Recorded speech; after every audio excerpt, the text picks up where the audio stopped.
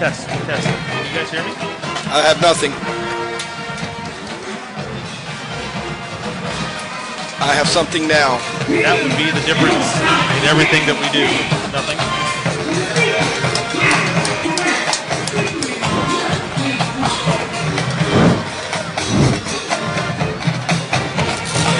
Test. That's better. How's that? That's better.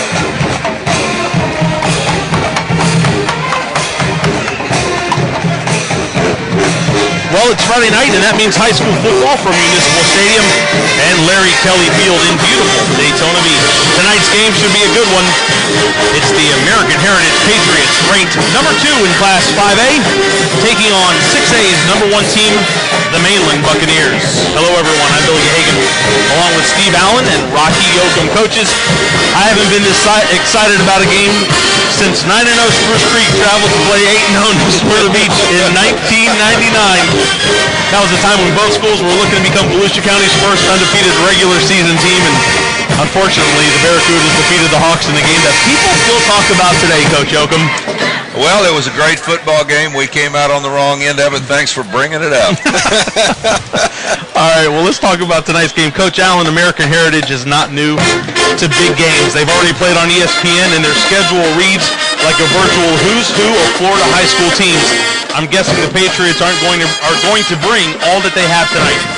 Yeah, you can just already tell just the atmosphere and warm-ups. They got out early and they've warmed up, and they're not going to be intimidated. You know, Bill, they've got 6 teams on their schedule whose programs have won state championships in their history, and that's just incredible what they're going to have to face week in and week out. So this is no new territory for them. They're not going to be intimidated, and they are no stranger, as you said, to the big stage. And for them, this is probably actually seeming like a small stage, to be honest. And it's a big benefit when you're coaching a team.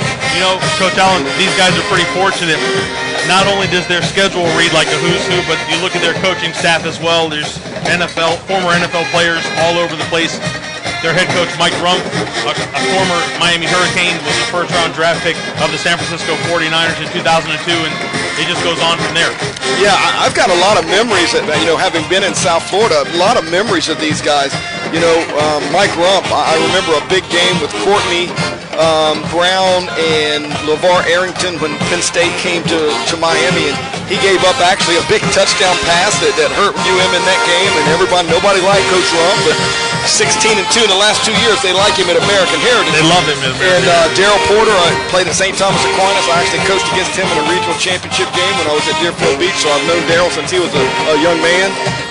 Rondé Gatson, are you kidding me? I mean, like you said, it's who's who. But unfortunately for American Heritage, they don't get to play. They only get to coach tonight. So the players that are going to have to get it done are the McFaddens and the Snelsons and the Pughs and the Gibsons, and those are the guys that they're going to rely on tonight, and they got plenty of those guys too. No doubt. Coach Yoakum, Mainland High School has been dominant over the years, as we all know. We'll get to them in a minute. Let's pause now for the playing of the national anthem.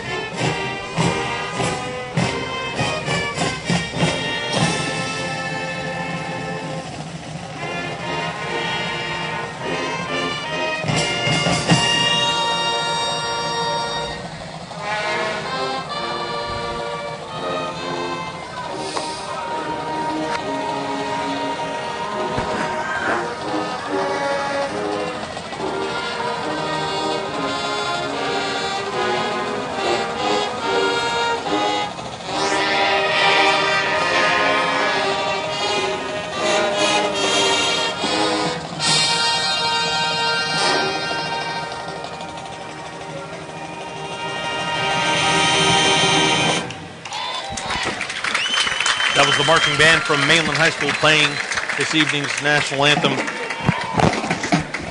Coach Oakham, as I was saying, Mainland has been so dominant over the years.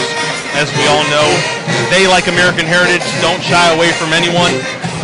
Ironically, they've scored 199 points this year, only giving up 9, but I'm sure we can expect the Bucks to give up a few more points tonight, or is that probably not going to happen? Well, you never know. This is the kind of game everybody would love to watch and be a part of. There's probably more Division I players on this field tonight than there are in just about any game around the state, I would guess. I would say there's anywhere between 12 and 15 Division I players going to play tonight, which is great fun. Defense for Mainland has been awesome for years. They've given up 9 points this year, as you said, and scored about 50 points a game. It'll be interesting to see how their linebackers play tonight. I know their D-line is going to be outstanding, and their secondary has some great speed in it. Linebackers are both new this year, and this will probably be their first real test for the season. So we look for Mainland's defense to hold up and be a strong defense. Maybe we'll see Mainland on the punt team instead of the punt return team all the time tonight. But excitement, as a coach, you couldn't wish for a better thing than to be a part of a football game like tonight. Well, as you both alluded to, they both of these teams have a plethora of talent. Coach Allen, the Patriots, everyone knows about the Gibsons and the McFaddens and who's ranked where and nationally ranked for that matter. But right. My understanding is that there are a few other guys, some of the unsung heroes as well. Yeah, in talking to their staff, before the game, we always try to find out about some of the guys that everybody doesn't know about, and guys like Nick Pert, number 9.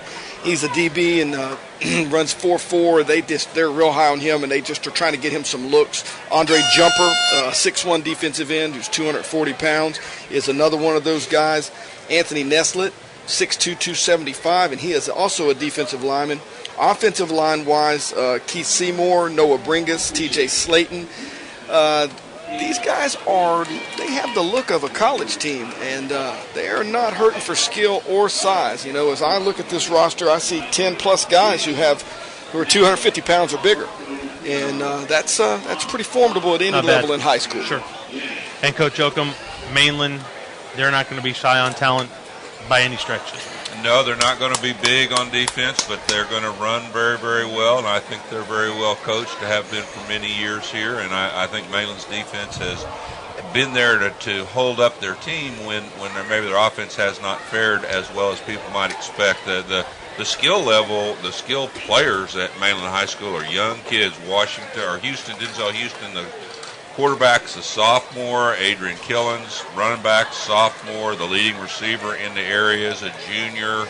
And then they list 2 defensive linemen as Division I offers and 2 defensive backs as Division I offers. So got a lot of young and senior talent on the Mainland team on both sides of the ball. As good as the talent is, I still think it'll come down to 2 things: the kicking game and those turnovers. So we'll see how those things play out tonight. Hopefully it won't come down to the officiating. One thing is for sure, we can expect to see some of the best football the state has to offer tonight.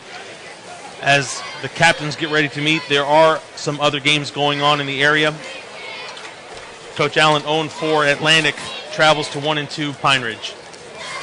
Well, Atlantic has faced a tough coaching situation, and they are 0-4. They've been in every one of those ball games, and just from an outsider looking in, it would seem that their kids are battling and they're fighting, and they're trying to respond. And maybe tonight they've drawn a matchup in which that they can come out victorious. But that should be a good matchup. Coach Oakham, Spruce Creek 2-1 travels to DeLand. It's a District 2 8A game. Spruce Creek is coming off its bye week. 2 weeks ago they went to Texas to play in DeLand. Lost last week to the district opponent Lake Mary. Their only win coming against SEABREEZE. Well, I think Spruce Creek can feel really good about themselves if they can win this ball game tonight. People have been talking about the turnaround that Coach Price has accomplished down there and how things are going well. And I think if they can step up and play well against DeLand tonight, they'll have something realistic to hang that hat on. Coach Allen, Melbourne Central Catholic travels north on 95 at 2-1 to take on your favorite Father Lopez Fighting Green Wave. Yeah, the Green Wave come a long way, and Coach Dunlap's done a good job, but they got their work cut out for them. Melbourne Central Catholic, between those guys and Clearwater Central Catholic and Trinity Catholic and Jacksonville Trinity. Those were the 4 best teams in 3A last year, and we happened to have the fate to end up against one of those, and I saw the other against one of our opponents in a live scout, and all quite sporty. So Father Lopez will absolutely have their hands full tonight. Coach Oakham, Flagler Palm Coast, they go to New Smyrna Beach. Flagler 3-1, New Smyrna Beach 0-4. That's just not like New Smyrna Beach as of late. Well, it's kind of a surprise that New Smyrna Beach hasn't gotten a win column this year. I know they've got, again, some talented Division I players down there, and when you have those kind of kids, you need to be careful about talking about how good they are, because people expect you to win when you have them. No doubt. So, again, I'm going to pick Palm Coast here tonight. It is at New Smyrna Beach, but I think Palm Coast will get it done. Coach Allen, you have an update with the Matanzas at Titusville game. Yeah, they've called that game. I think Bob Nacella, the athletic director up there, has called that game because he felt like they had a safety issue. And the states come back, and they're going to make them play that game on Monday, which that puts Matanzas in a bad spot, because now they're going to have to turn around and play a district game on 4 days or really 3 days work.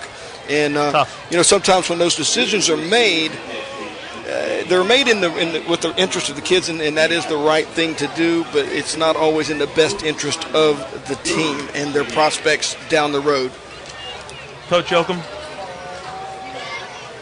No doubt. Coach Oakham, Harvest Community, Taylor? Harvest Community, Taylor, don't know anything about Harvest Community. Taylor's been down over the past few years, and hopefully they'll have a good football game and win here in Volusia County. That leaves one game to discuss this evening. That'll be Lake Highland Prep at 0-3, playing the 2-1 Warner Christian Academy. Yeah, Lake Highland Prep has fallen on hard times. They are not nearly, I know when we went over there last year at Warner, they weren't nearly what they were at one point under Coach Borky. Don't seem to be getting some of those kids in. I look for Warner to win this football game going away.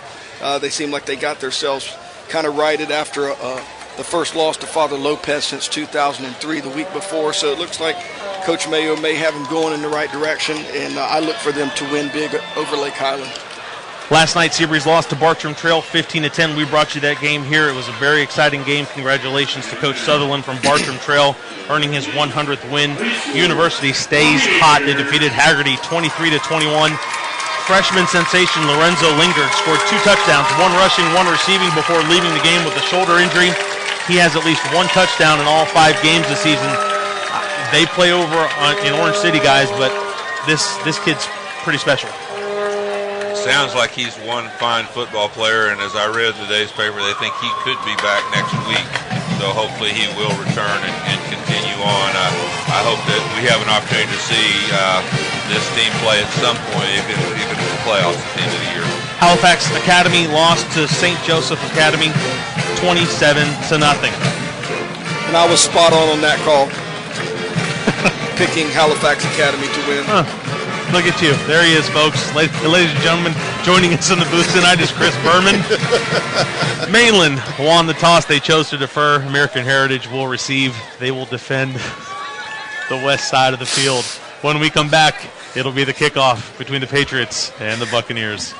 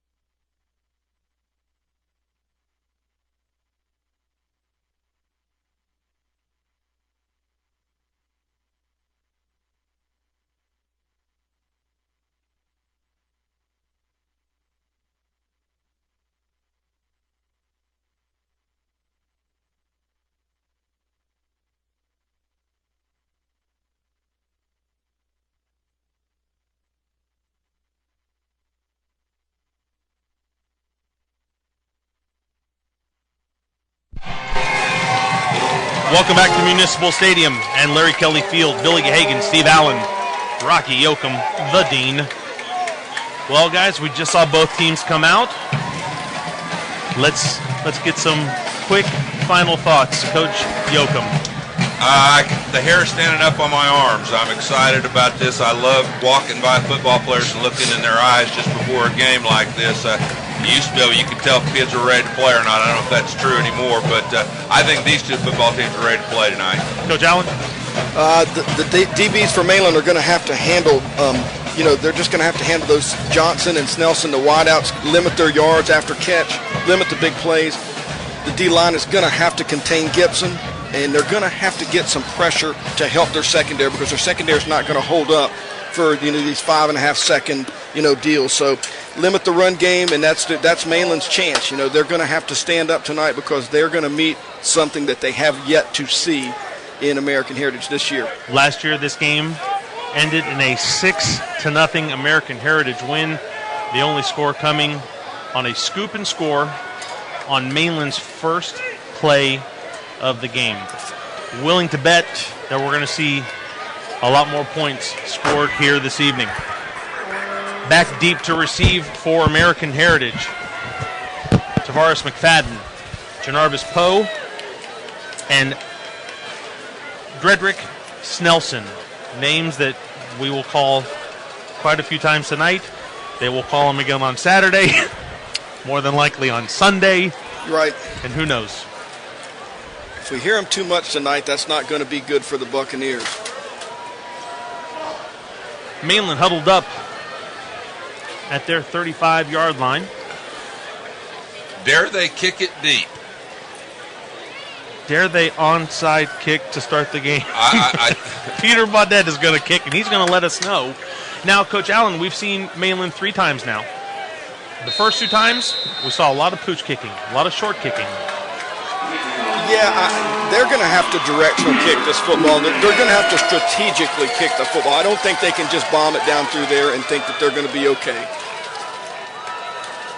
Well, one thing's for sure, we're going to set the tone right here. They're going to kick it to Mainland with a quick short kick fielded at the 27-yard line. American Heritage with a late flag coming from the near official from the Mainland sideline. The play ended on the American Heritage sideline. Could it be that nobody was set on the kicking team? We're going to make up a rule? No. Well, okay. I don't know. Here we're going go. to find out shortly. Coach Rowland's on the field looking for things. He's getting ready to direct the defense. Personal foul, Mainland. It's against American Heritage. Oh, American Heritage. Personal foul. You are American excited, aren't you, big guy? I'm very excited. I'm going to mark down how many flags I see tonight. There's one. Coach, I believe they kicked that. I believe that was Gibson, the quarterback, who returned that. May have been.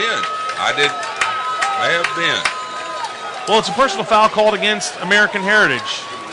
Probably not the way they wanted to start, but we're going to see how this first series ends for them to see if it really comes into play. Great way to find out their coverage right here to move both those wideouts outside the hash. 1st and 10, Patriots from their 19-yard line. Number 2, 5A versus number 1, 6A. Love the matchup out here with Miko Dotson. Gibson keeps the ball himself, sheds the tackler, buries his shoulder, runs over a defender, taken out of bounds. Tackle by number 4 from Mainland High School. That would be Cyrus Fagan. Sophomore. Son of Coach Fagan. Great. He's a long-time area coach here in Cookman. Good friend of mine. Absolutely. I didn't know he had a son playing. Good man. Gibson with 3 receivers to his left. That's the short side of the field. This time handing the ball off. Oh, you're one shoelace away right there, Coach, from having a play. There's nobody in the middle of the field on that snap for the defense for Mainland. If anything breaks, we've got a player down. Yes, we do. It is the running back. That's the guy who just toted the rock. I think it's number 11, Keyshawn Bryan. It's hard to tell. I believe you're correct. Well, he just threw his helmet off, so he's in a bit of pain. I believe it's a lower extremity here. He was wrapped up, trying to get away. He was wrapped up down low. And that is Keyshawn Bryan, 5'11", 185-pound sophomore. Looks like an ankle injury there, tending to his ankle, and the player is certainly in some pain. You hate to see that, Coach, anytime. Even when you're in the game and you're playing against somebody, you don't want to see that happen. Like you mentioned last night, one of the great things about last night is we got out of the game, no major injuries. Always just something as a coach that you know it's there, but you're just trying to deal with it and manage it.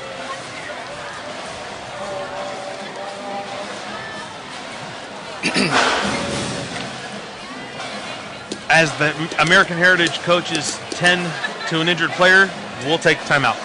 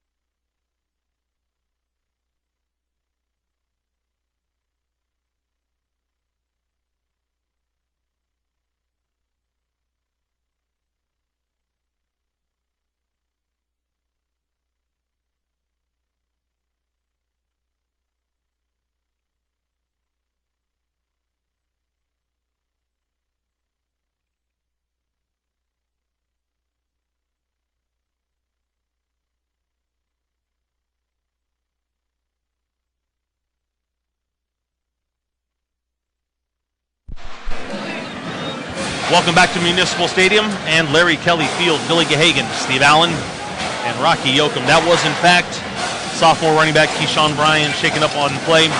He was able to walk off the field, not under his own power, but nonetheless he was able to get up and walk off. Look for quarterback sneak here. 3rd and short. Gibson under center this time. Mainland stacking the line of scrimmage. Gibson gets behind the big uglies. He's going to fall forward. After a gain of a yard, that's going to be enough for a first down, 1st and 10 from the 30-yard line. I'll tell you, it's obvious early on that Torrance Gibson is a load. He is a big human.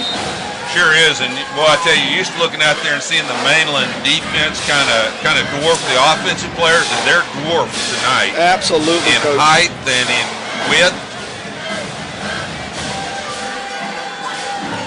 Yeah, American Heritage has got some hosses up front, led by T.J. Slayton, 6'5", 320 at the right tackle.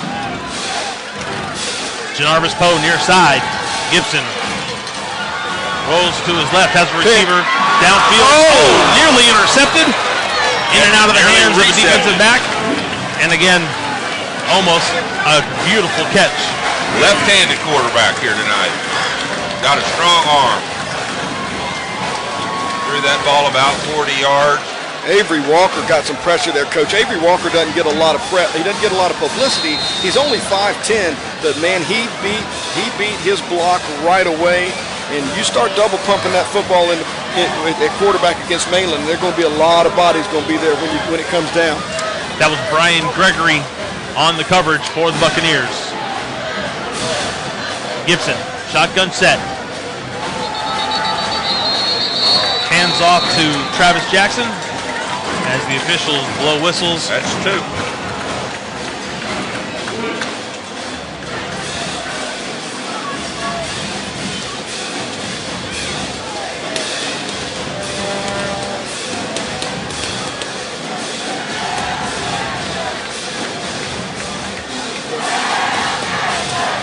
False start against American Heritage. It'll back him up 5 yards. It's now 2nd down and 15 from the 25. 2 deep secondary by Mainland in their old-fashioned 5-2 defense. Not a lot of help, though, as wide as this split is out here. Jackson on the carry. Now, I think those 2 safeties may be in there more to stop the run if it breaks than just to get out and double cover the wide. Coach, that's the way it looks because they're not playing any kind of hash rule. They're playing off the ball. Kevin McCrary for the Buccaneers on the stop after a gain of nothing. Brings up third down for the Patriots.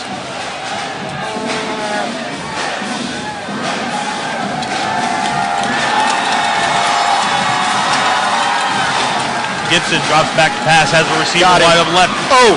A little more air under it. Just overthrows. Brandon Johnson. Brandon Johnson's got UM, South Carolina, UT. Is that all? Yeah, that's all. That's all he's got. Only offers he's got. Oh, that's a shame. He was buying. He only gets 5 visits, so you'll just give him 5. That's right.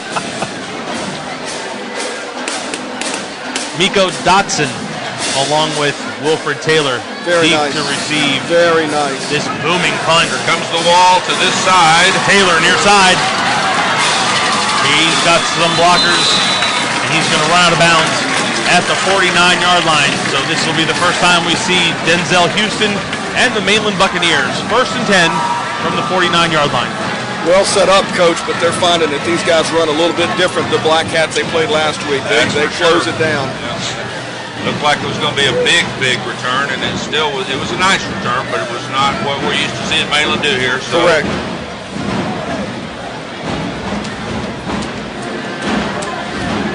I don't know if you guys have noticed this or not, but the near side defensive end for American Heritage is number 99, Brian Burns II. He's 6'6", 210 pounds, and only a junior. Hard to miss him.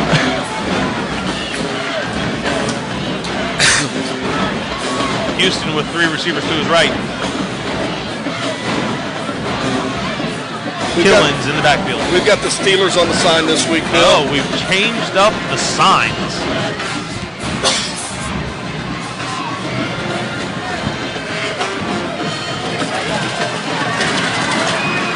Killins on the carry. Nice team pursuit down the line of scrimmage. 99, that defensive end you mentioned, kind of got up the field and set a little edge there, and the defensive lineman worked right down the line to him. Number 10, the linebacker as well. Number 75, Nick Ruse for Mainland with a good block on Burns. 2nd down and 8 for the Buccaneers.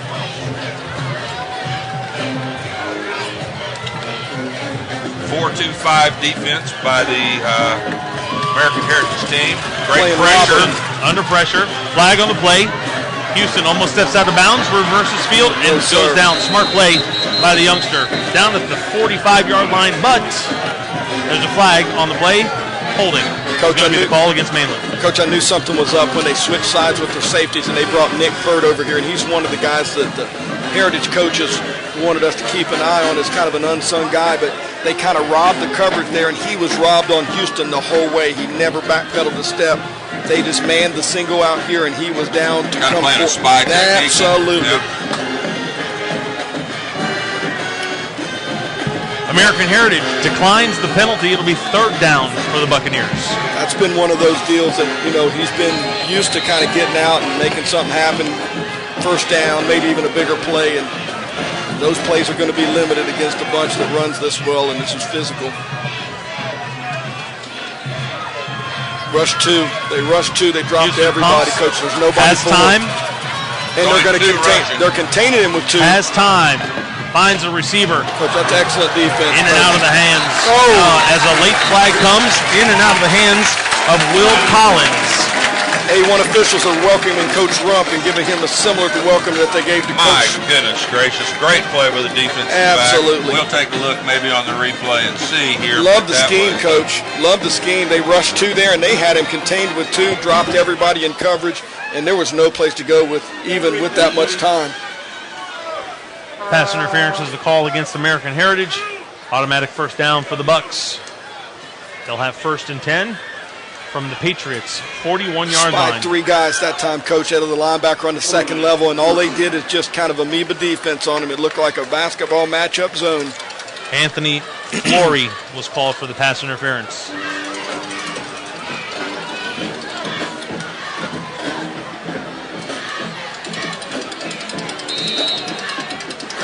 Once again, they're going to reroute the number 2 receiver at the top of the field here.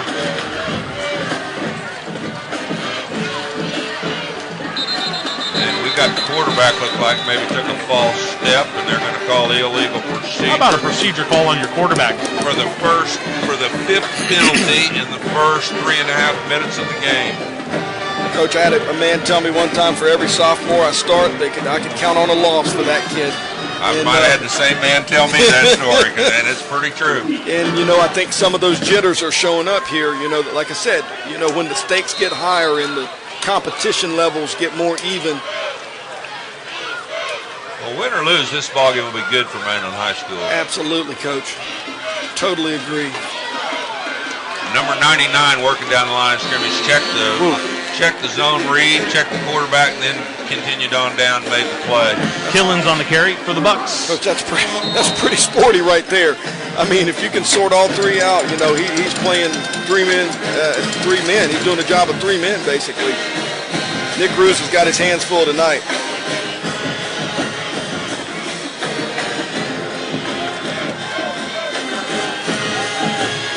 I think I might consider putting that guy in some read spots and just reading him. Here they come. Here they Houston come. Under pressure. 99's here. Looking to do something. Great job getting out. Eludes the pressure. He's not out Gets yet. away from a few tacklers and runs out of bounds. 2-yard gain on the play. Look more spectacular than that, but again, Denzel had good poise back there that time. Yep, fine line between courage and stupidity, Coach, because I tell you what, he knew what to do right there. He did a great job of escaping, but that was all he had there. He didn't need to try to get one more yard. No gain on the play. Back to the original line, not the original line of scrimmage, but back to the line of scrimmage. It's 3rd down and 14 still for the Buccaneers. 7:42 remaining in the first quarter.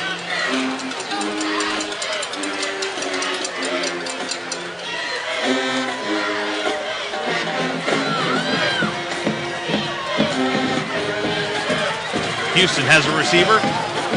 They're doing a really nice job of keeping him in there. Doing it with his legs. And I think their philosophy is, Coach, if they want him to escape, they want him to escape right back up the gut, so he's got bodies coming at him from everywhere and have a chance to put the hat on him. And that just looks like, even with the 2-man rush, that's what they're doing. The American Heritage gets got a late flag now. This will be flag number 6.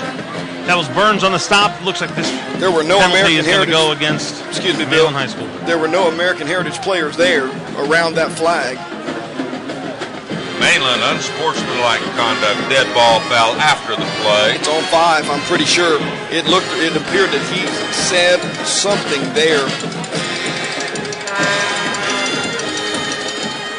A big key to this thing is going to be how he handles being under duress, and he's going to be under duress with these guys. I mean, they've got some size and some skill over there, and they are obviously well coached. Coach, they're in their lanes, they're containing, they're doing what they need to do. How about the play of Burns, guys? He's the defensive end that we talked about. He's the one who made the tackle, albeit 15 yards down the field, but he was the one that actually chased down Houston to make the stop. He's got a good motor. He doesn't stop. He's got a small nose guard to go along with some pretty rangy-looking kids out there, and they're probably going to shoot that nose guard left or right and won't leave him sitting in there to just take on a block. But this will be the first time in a long time we've seen Mainland's punter. That's Ja'Kai Polite, the sophomore responsible for getting the ball downfield. Puts his big foot into it. Little end over end kick, fielded at the 15. Oh my! Here come the Patriots. Oh my! McFadden on the return brings it all the way back. I guess, Coach, to their 44. That's what the number 4 cornerback in the nation looks like. Because let me tell you what, he looks like he knows what to do with his. I think he went over and just took the ball right out of the other guy's hands. Ball kicked away from him, but not far enough. Not far enough, because I'm going to tell you what, he is not far away from being in the end zone right there. 1st and 10 Patriots from their 43-yard line. Trips into the boundary here. We'll see if they got a wide side play to the weak side of their formation. I think they're just trying to solo as the receiver to the left. Yep. Oh, almost. That's twice he's overthrown his receiver. That's Brandon Johnson again, the intended receiver. Opened up one whole half of the field. He ran the slant, and that's what you tell that corner. If you're out there by yourself, a single receiver, you're ready for the slant. Well, it was slant and go, and he had some daylight between himself and the defender.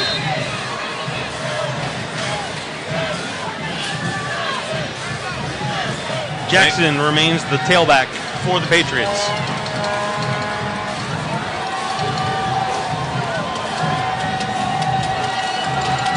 Jackson in motion.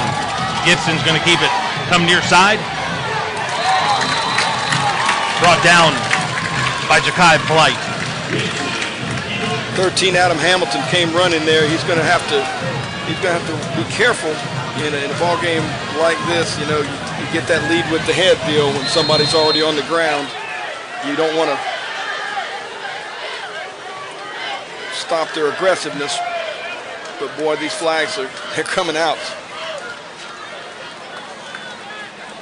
Jackson checks out for the Patriots. They go 5 wide. Looks like Mainland might have an automatic. They do not. Gibson again throwing to his left. Once again going for Johnson. There's a flag on the play. Pass is incomplete. Intended for Janarvis Poe. Another flag. Both teams have been penalized 3 times tonight.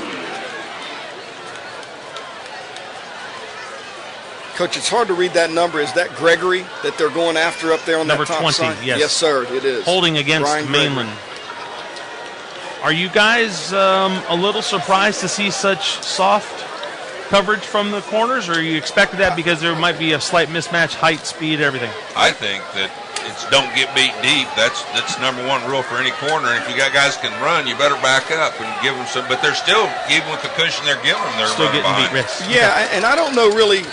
You know, that's just you're out there by yourself, and they're. Let's see if they change up their.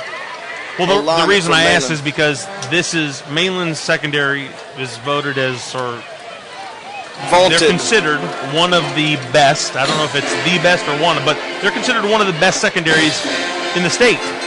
Considered by our media here. These teams from South Florida, they see this every week, and you may not know it, and they may not be in rivals, they may not have one of our recruiting service rankings, but I promise you that there are teams in South Florida that have kids who are every bit as athletic, may or may not be qualifiers, so whatever the deal is there. So there's no American Heritage. They've seen this. They've been here, done that. They're not worried about it. I think they've picked out a matchup that they like. They've taken 3 shots on him already, and they've got, like Coach said, they're cramming 3 into the boundary. They're going to that solo side, and they're going to make that guy earn his money tonight. Coach Oakham, he's a left-handed quarterback. We've seen him throw to his left every time. Should we anticipate maybe him coming back to the right, or do you think lefty just throw it left and let's just get after it? I think he can probably throw it anywhere he wants to. So far, you're correct. They have gone wide side of the field left and thrown the ball to the left for the most part. And, you know, if you're going to sprint somebody out, I'd say that might be more true. But a drop-back quarterback, I bet we'll see him throw it all over the field tonight. I mean, they're picking on Gregory. We haven't said anything about A.J. Westbrook, who's going to Florida State. We haven't said anything about any of the other DBs. They have both times thrown the home run ball to Gregory's side. So whether that's the weakness of the secondary or that's just the way they're doing things. Well, I know this, that they've got Miko Dotson on the wide side. Miko may be going to the 3 side, but right now they've changed that alignment, and they've brought Gregory to the boundary. 1st and 10, American Heritage. On the Mainland side of the field, we're going to have a reverse. He fakes it. Gibson has some pressure. He's going to throw to his right. He's got a receiver open, and it's caught. Caught by number 2. That's Dedrick Snelson on the reception. Does that answer your question? Does. He can throw it to his right, folks. Under duress and moving. Fake the reverse, and the guy that he throws to was the guy on the reverse.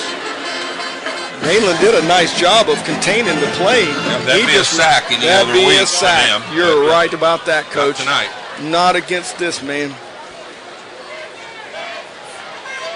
And a great play on the ball by Snelson. That's why he's a UM commit. But the poise of Gibson. Absolutely. He didn't, I mean, we say duress. He was thinking, this is just practice. Sure, this is what he does. 1st and 10, American Heritage from the Mainland 18. Fakes the handoff to Jackson. There's shockingly a flag on the play. Gibson is sacked. I think the Mainland defense is going to have to be careful here. As a defensive coach, you get reactive. They get a big play on you, and you have a tendency to want to make something happen on the next play. They brought inside pressure.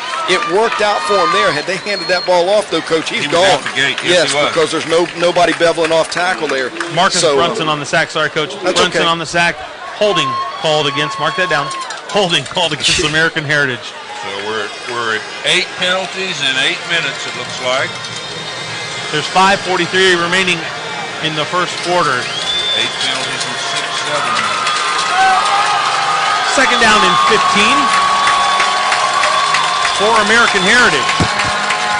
Kind of surprised they declined that myself. Yeah. A little different set here, big man in the backfield.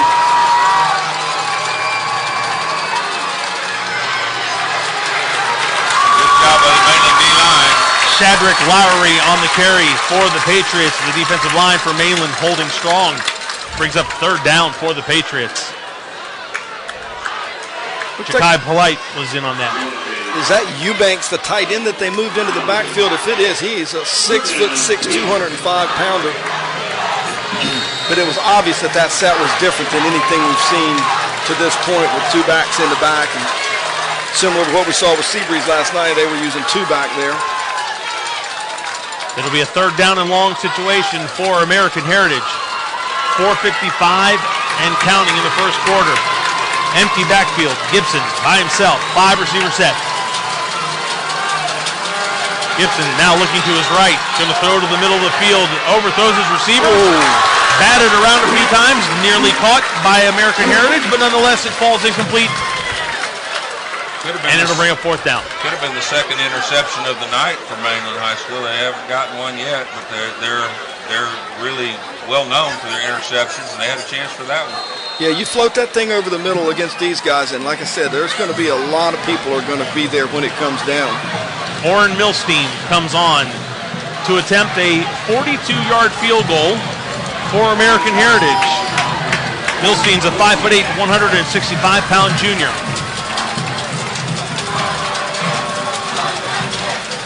Snap, hold, kick. Kick is up. The kick is good, but there's flags on the play. This is no good. We have flags on the play, gentlemen. Don't go anywhere. Coach Yoakum, you're going to run out of ink. I think you may be right. As the officials talk this one over, looks like it's going to go against American Heritage. Holding on American Heritage, declined. The field goal by Milstein was no good, and the Buccaneers will have 1st and 10 for their second possession.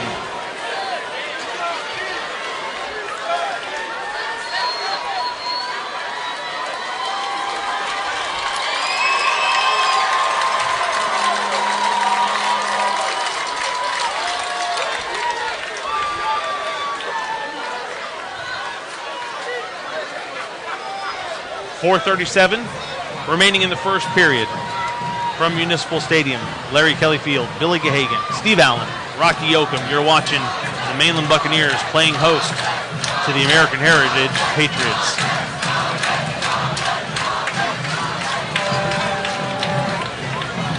So following the missed field goal, Mainland will set up shop at 1st and 10 from the 20. Might want to move the chains here. We got time. Yeah, right. Nothing but time here, gentlemen. We're not going anywhere. Another gorgeous night for high school football. Well, this is a run box for Mainland. They only have 5 in the box, and it is a run. And they're still stopping it. Easily. I tell you what, Tow Truck Harris Rashad has done a good job against everybody we've seen. He could not handle that situation right there in a one-on-one block. He got beat and nowhere to go. And when you can stop the run with the small box, that's good news for your defense. Yes, it is. Killens loses a yard on the play. It'll be 2nd down and 11.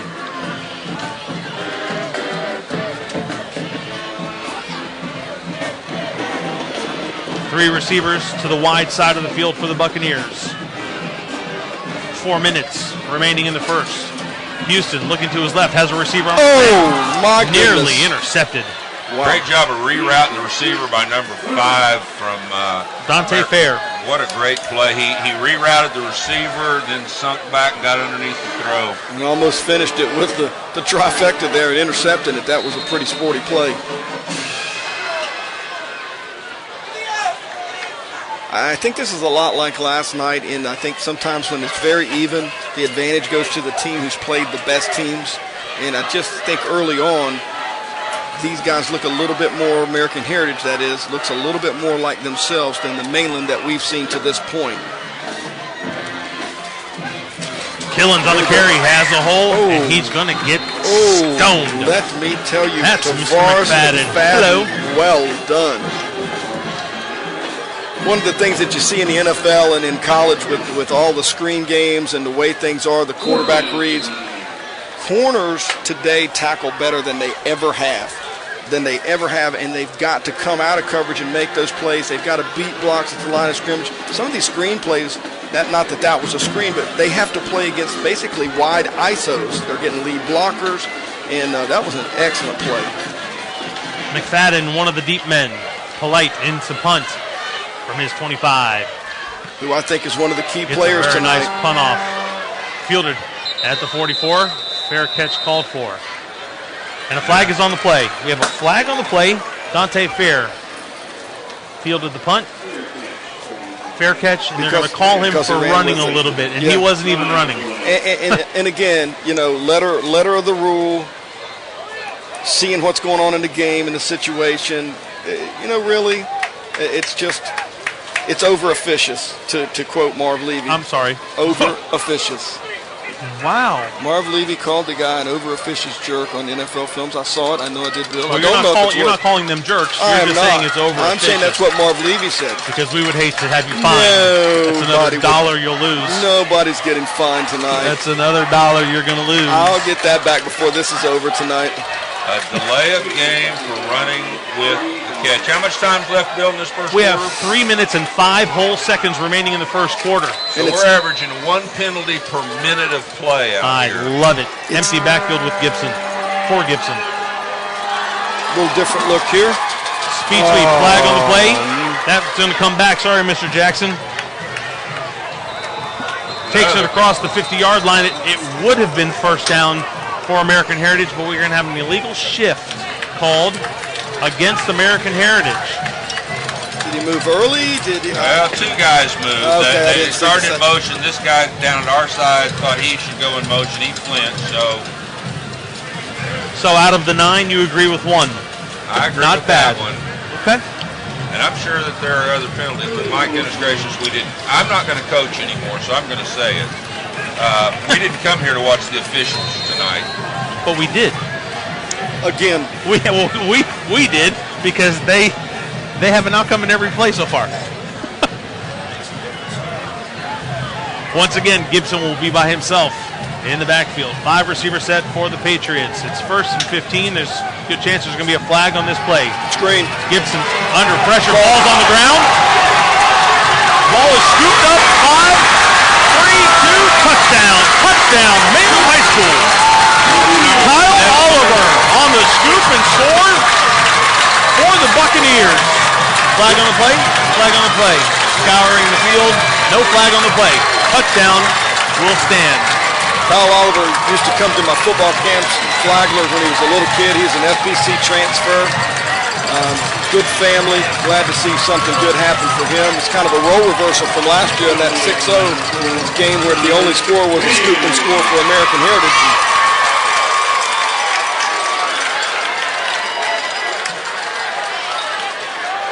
Looks like they're short a couple players here on the extra point team. Somebody needs to wake up and recognize we've scored here. And we've got a conversation going on with Coach Wilson and one of the officials.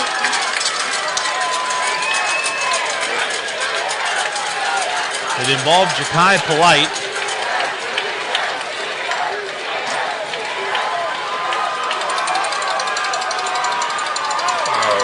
Now the officials are sending Polite off the field because of something that he might have said or done. They are not going to allow him to participate. My goodness. Terrion Tillman will take Polite's place on the point after.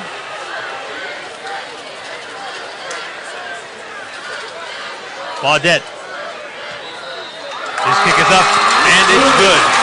2:45 remaining in the first period. Mainland strikes first, 7-0 against the Patriots. We'll be back.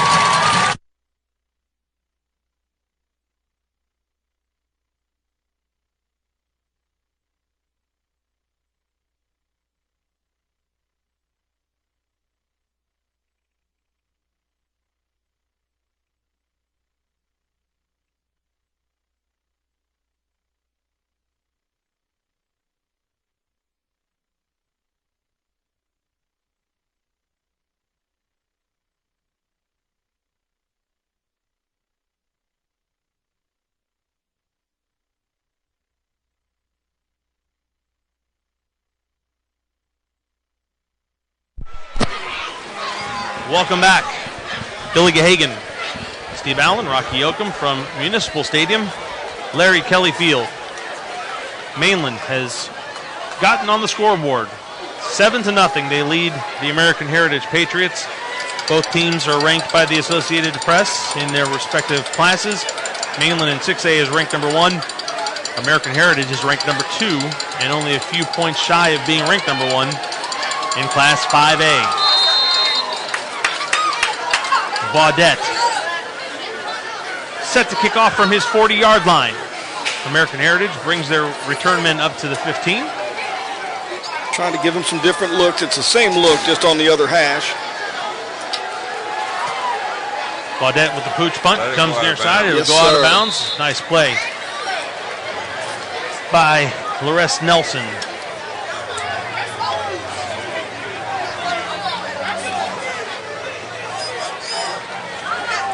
American Heritage will take the ball at the 35.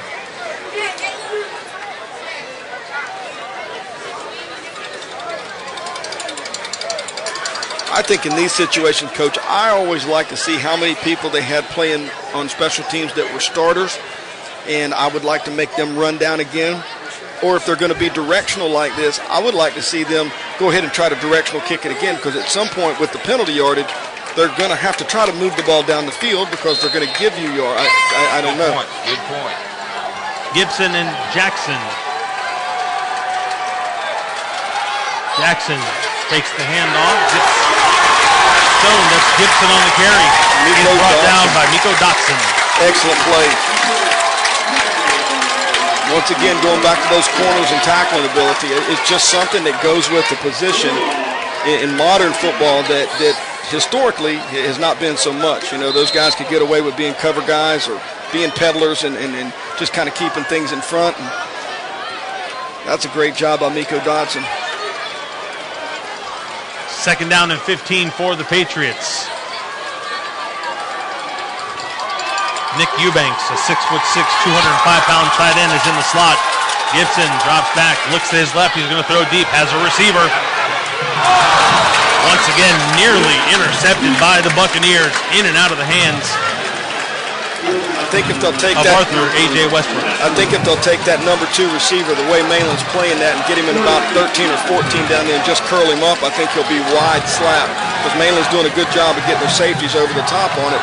But the way the linebacker's playing it, I don't think he'll be able to cover out and cover back. It just doesn't look like. Yeah, we haven't seen really much of a passing game from American Heritage except just vertical. Just taking shots.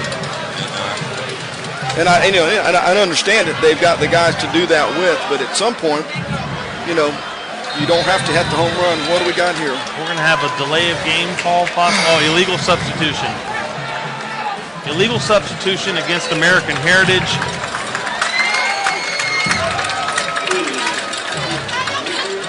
He was itching to make that call.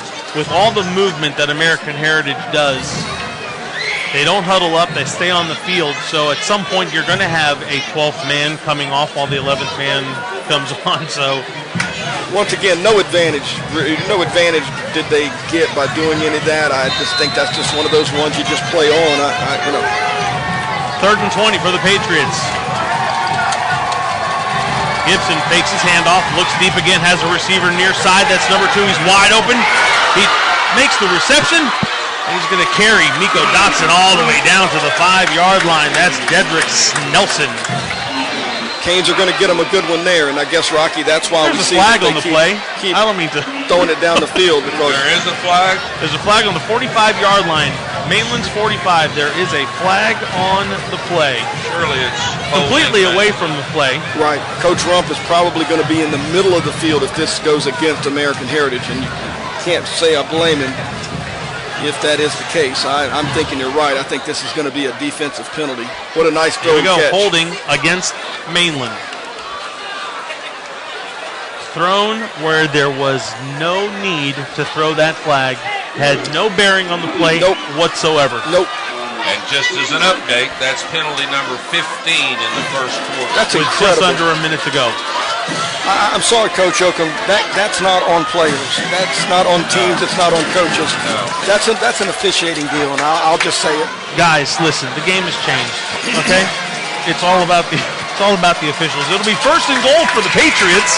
Good one. From the 5-yard line. Jackson in the backfield with Gibson. I'm looking for Gibson to tote it. I think Mainland will be too. They got to stop him.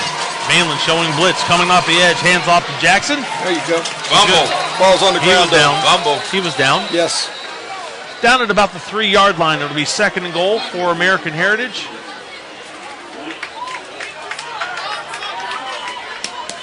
Flag on the play. Just kidding. 2nd and goal for the Patriots. Okay, count them up. 5 guys came on, 5 guys went off.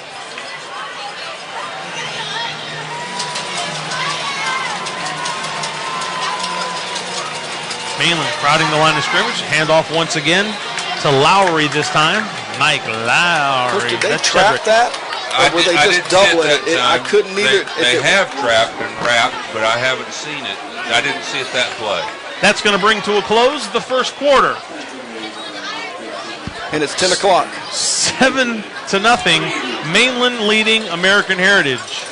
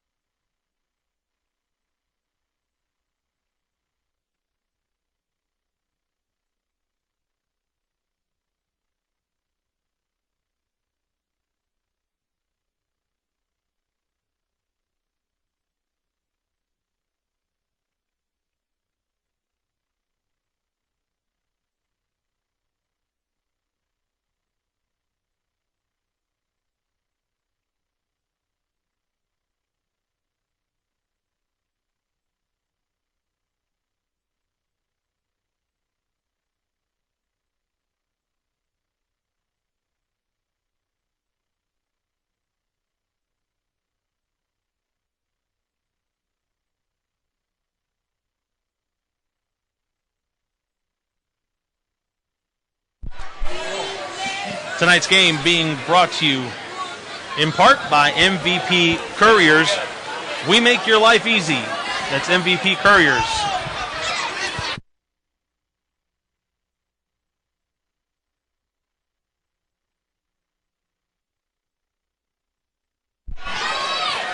Welcome back to Municipal Stadium. 7-0. Mainland leading American Heritage, but the Patriots are knocking on the door. 3rd down and goal.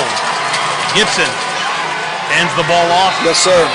Right away to Shadaric Lowry. Uncontested touchdown.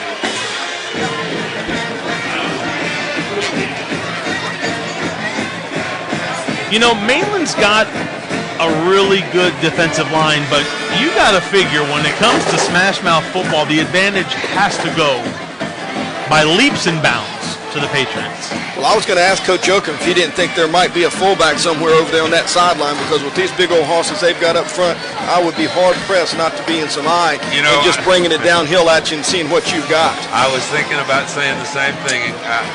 All these spread offenses and nobody getting under the center much anymore. They did get under the center and run a quarterback sneak earlier, so they can do it. But Milstein's point after is up and good. So Following the first play of the second quarter, American Heritage ties it up 7-7 with the Mainland Buccaneers. Coach Oakham, I know that if I ask you your thoughts on the first quarter, I know where you're going to go with it, so I'm going to allow you that time. Coach, first quarter thoughts. I thought that both teams played well. Mainland should have come up with a couple of interceptions, at least one. I thought that everybody now knows the A1 officials are here with 15 penalties in the first quarter. Wow. Hopefully they can limit that in the second, third, and fourth quarters. We'll see how that goes. Some of those penalties are certainly called for, but some of them I think are totally unnecessary. I predict here that with this kick, they'll kick it deep to the speed of Mainland and see what happens. Coach Allen, first quarter thoughts. Well, I think we've got the matchup that we were anticipating. We've all been very excited about it. American Heritage, very talented. I think that they've decided that they're going to give Mainland a little something that Mainland is used to doing to other teams that people don't do to them much, and that's throw the ball over the top, try to big play them, and it's paid off for them, and they've taken some shots, but that's what set up the score. Milstein set to kick off from his 40-yard line. Gets his foot into it. Bounces at the 12. Killens is going to field that in the end zone. And Mainland will get the ball first and 10 at the 20. Let me ask you something, guys. I have my thoughts, as we all know. Do you want to see an automatic touchback? Or should we let the kids get a chance to run this thing out?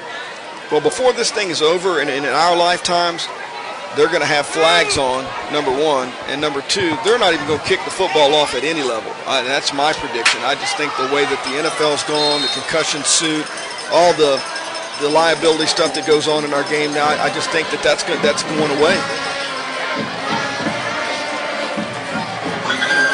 You just disappointed every child who has the ambition to run back a kickoff for a game-winning score. Houston's pass near side. Caught by Taylor. He breaks the tackle. It's going to be a foot race down the sideline. He's got a blocker. Taylor stays in bounds at the 15, 10, 5. Touchdown. Touchdown, Mainland. That's a great play, but I'll tell you what, you got to give number 44, Anthony Floyd, credit. He's 230 pounds. He just ran that down and almost stopped that play.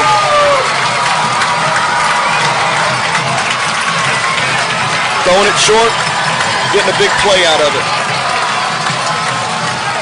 American Heritage was in a cover 2 look, 4-3 cover 2, nobody on either inside receiver, and he ran down there about 8 yards, stopped, caught the ball, and then took it to the house. Yep, can't miss tackles. I don't think we'll see that coverage out of American Heritage again tonight. You love being able to make a play call like that when you're throwing a 10 or 12-yard pass and it turns into a long touchdown. Baudette's point after is up and good. And just like that, the Buccaneers take control of the game. They're up 14-7 on the Patriots. 11:42 to go in the second quarter. Hasn't taken long for this one to take on a different complexion than last year's game.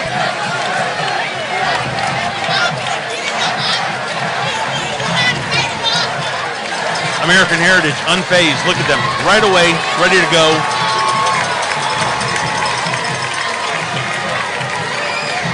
These guys just want to play football. Well, I'm pretty certain that they didn't come here to just score 7 points tonight. I think they feel like they can do some things. And again, they have seen some things. They have seen some good football teams. They've seen a lot of talent.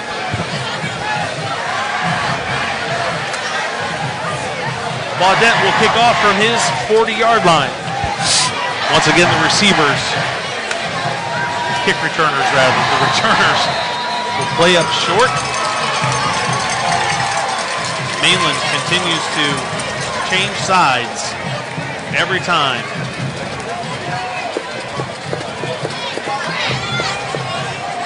Pooch, near side, fielded at 30. Dante Fair. And let me tell you, number 42 put the hat on him, and we do not have him on my roster. I don't know if you guys do there. I believe no, sir. Excellent coverage. Number 42 is Kevin Gillen, Jr. Linebacker. Hit like a linebacker. Yes, he did.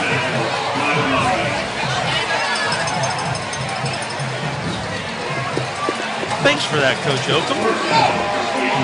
My pleasure. I can tell. 11:36 remaining in the first half. We have about 18 flags to look forward to. Mainland leads American Heritage 14-7. The Patriots first and 10 from their 34-yard line. So far it's as advertised, men. Yes, it is. Gibson fakes the handoff, has a wide open receiver. I love the play call, Coach. Snelson wide open, brought down by Cyrus Fagan. So much different than the deal we saw last night with Bartram Trail trying to do something similar. They don't have quite the speed. It doesn't happen as fast with the velocity of the ball.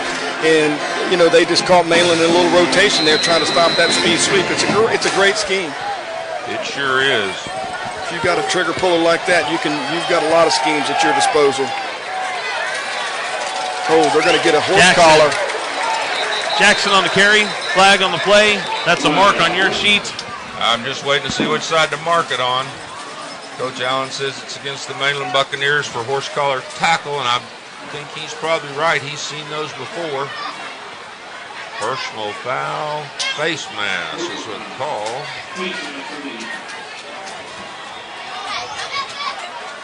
After they mark off the penalty yardage, it'll be enough for a first down. American Heritage will have the ball, first and 10 from the Mainland 31-yard line. It appears that American Heritage has picked up their tempo and they're getting their plays in a lot quicker, Coach. Well, they've had a chance to look at the Mainland defense and kind of decide what they want to do, so they got a pretty good idea, and I might want to throw it down here to this single receiver. One of those situations where as the game progresses, you kind of know what you're going to get. Yep. And you're able to call in the plays and get them in quicker. Exactly. Jackson on the carry for the Patriots. Pickup of about 5.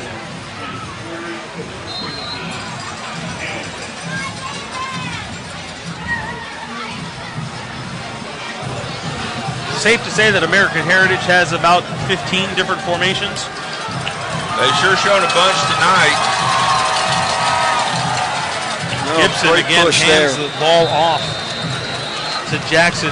Now, keep in mind, guys, Jackson is 5'7", 192 pounds. It's easy to get lost among those trees in front of you. What I like to see out of this white offensive line for American Heritage, when the play's over, they got 3 or 4 guys on the ground, and they're on the ground. There's not a lot of guys standing up looking around. Absolutely, and they got great push right there.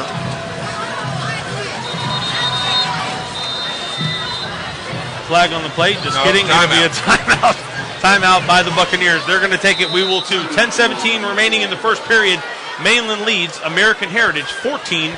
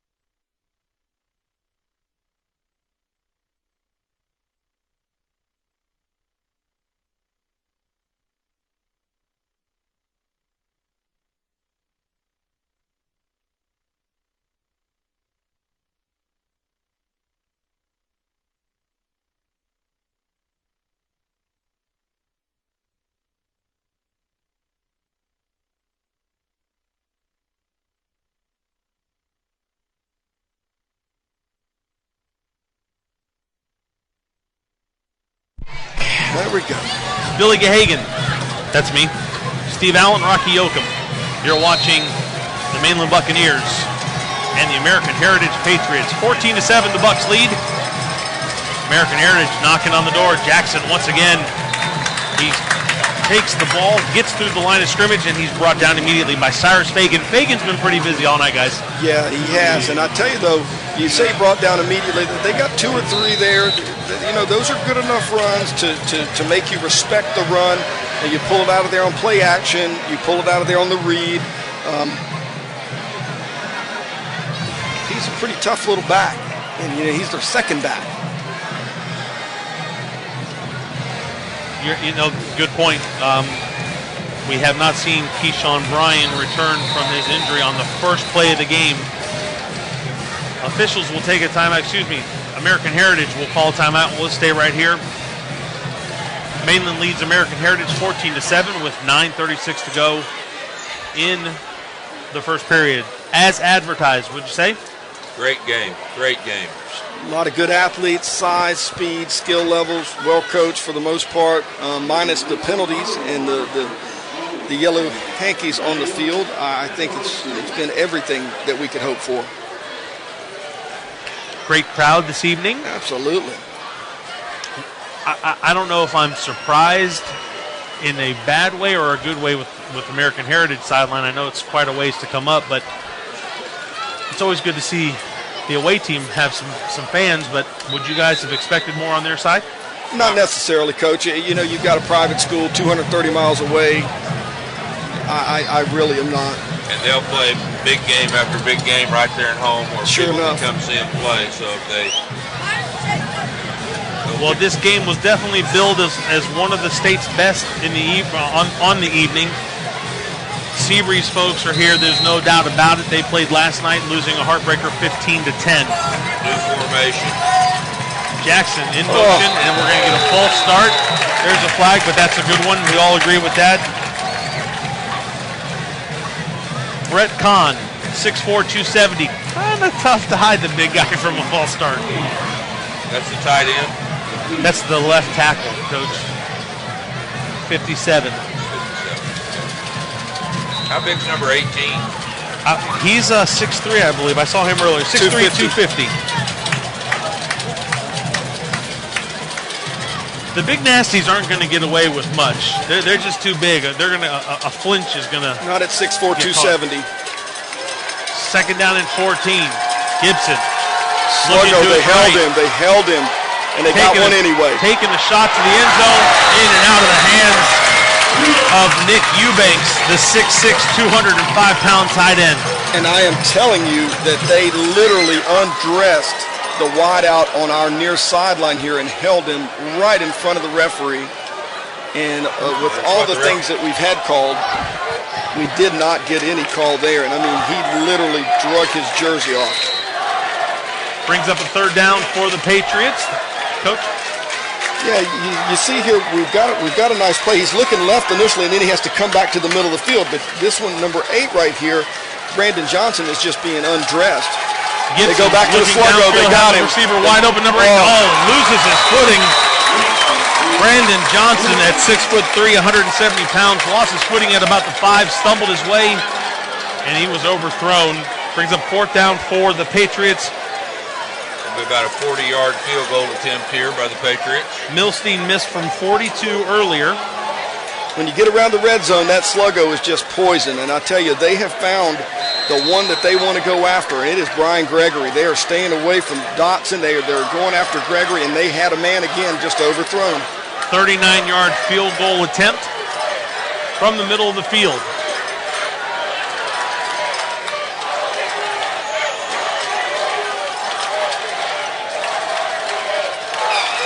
Milstein has plenty of leg, and he misses to the left. A flag on the play. Don't go anywhere, folks. There is a flag on the play. We're going to get roughing the kicker called against Mainland. So with 9:17 to go in the first period, 14-7, Mainland leads American Heritage. The Buccaneers dodged a bullet when Milstein missed his field goal, but a penalty on the play against the Buccaneers will give them another opportunity. I guess we're going to... Tripping was the call. It's tripping. It's not roughing, it's tripping against Mainland. I don't know how you trip on a rushing. Right foot behind the foot is, I believe, is a tripping. So from 29, it becomes a 24. 24-yard field goal attempt by Milstein. Or 34, right?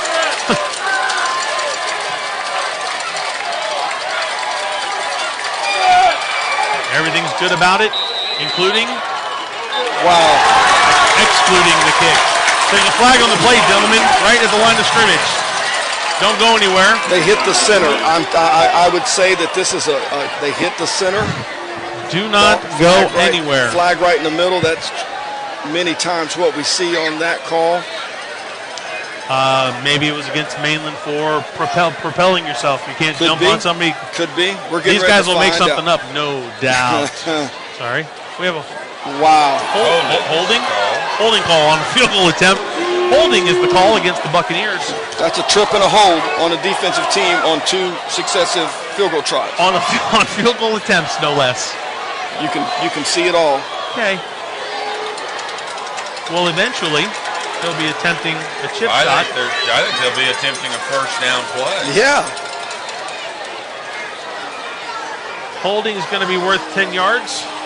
Wow. So it'll be 4th down and automatic first down. First and goal for the Patriots from the 9-yard line. This is awesome.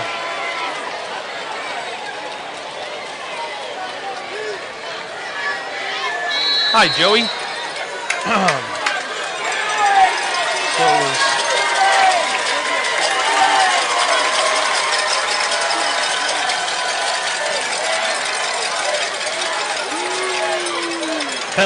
Penalty. Jackson on the carry. Great run. Taking guys with him. He doesn't need much space, and he is quick. Yes, he is. Quick. Kevin Gillen again on the stop.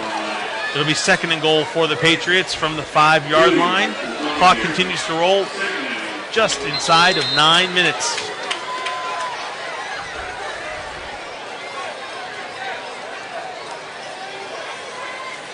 Patriots with wholesale substitutions. Let's make sure we don't break with 12. Gibson will go under center. Jackson behind him. Jackson totes the rock. Takes it at the 5 and pulls his way to the 2-yard line, bringing up 3rd and goal. A little more of what we were thinking there. You might be trying to do, Coach Yoakum. They're just kind of bringing it right at him right there. I think if you put a fullback in there, like you said, and block everybody down and kick out at the end, I might be able to run through that hole. I think you might be right, Coach. But, anyway, good scheme right here. Both teams playing well. They are. Fans are getting their money's worth, so are we. You wish. 7:50 and counting. Here we go. Gibson on a bootleg. They'll try and outrun himself. Has a wide open receiver. Touchdown for the Patriots with a flag on the play. And we got him rolling to his right. Left-handed quarterback. Flag on the play. Touchdown reception, Nick Eubanks. Ineligible downfield. No score. So that will nullify the Patriots' touchdown. That's not being nitpicky, I wouldn't think. I mean, if you're downfield and you're not supposed to, you're downfield, you're not supposed to. But you can't really go that much further when you're at the 2-yard line. So maybe it is nitpicky. 3rd down. 3rd down and goal from the Mainland 7.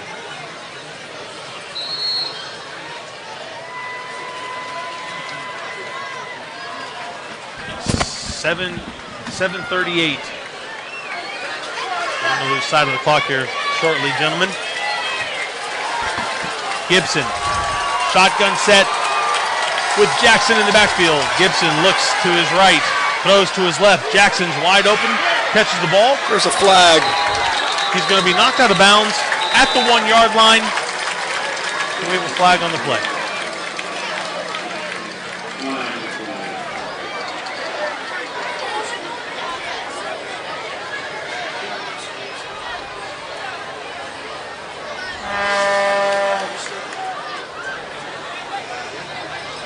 No flag on the play. Oh. Just seeing if he can get it out of his pocket. They're Just practicing. no doubt. You need reps. For the second half. Wow. So it'll be 3rd down and goal from the 1-yard line. Patriots looking to punch it into the end zone, trailing Mainland by a score of 14-7. Billy Gahagan, Steve Allen, Rocky Yoakum.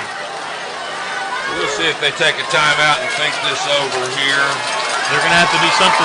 Play clock is at 15, and they haven't even gotten the play on the field. They've realized it. Doesn't take long to call quarterback sneak. There you go. 10 seconds. And American Heritage will call timeout. Yeah, we talked about this last night. So many times we take those first half timeouts into the locker room with us and you don't use them. And prudent move there, and I agree with you. I think they probably did have the sneak call, but now they can make sure they've got what they want.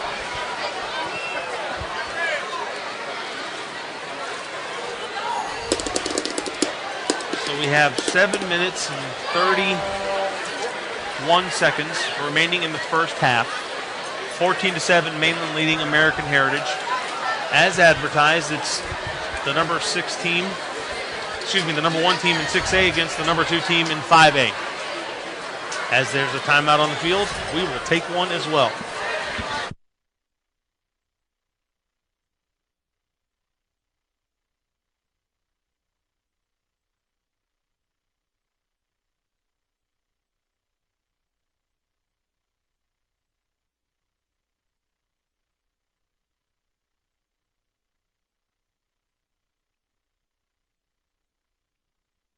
I'd probably give them professional courtesy of giving them a hard count here to get me another foot just to make sure. It'll be 4th and goal when the teams take the field. Mainland leading American Heritage 14-7. Feast or famine. Gibson telling his receiver on the far side what to do. We're in a shotgun set. Jackson in the backfield. Mainland crowding the line of scrimmage. He's tripped up. He scored. He was tripped up by the pulling slot back. I think you're right. He went directly down and never really had a chance once he lost his feet. Great goal line stand by the Buccaneers.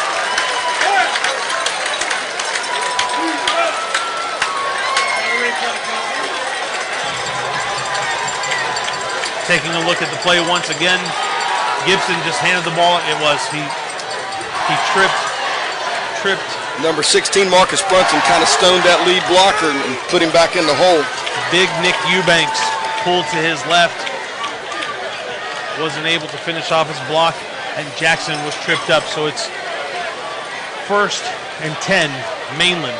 4 receivers. They've run a double pass out of this. Last year they did it with Houston out there, but they do have double pass on this, but it's an empty set. This is quite a decision here. Yes, sir. Design quarterback run. No, they're going to take the their ball shot. deep. Has a receiver. Don't call that. Pass intended Do for not Wilford call Taylor. that. Nick Pert on the coverage. Number 8 is a little wobbly. Mainland coaches not happy.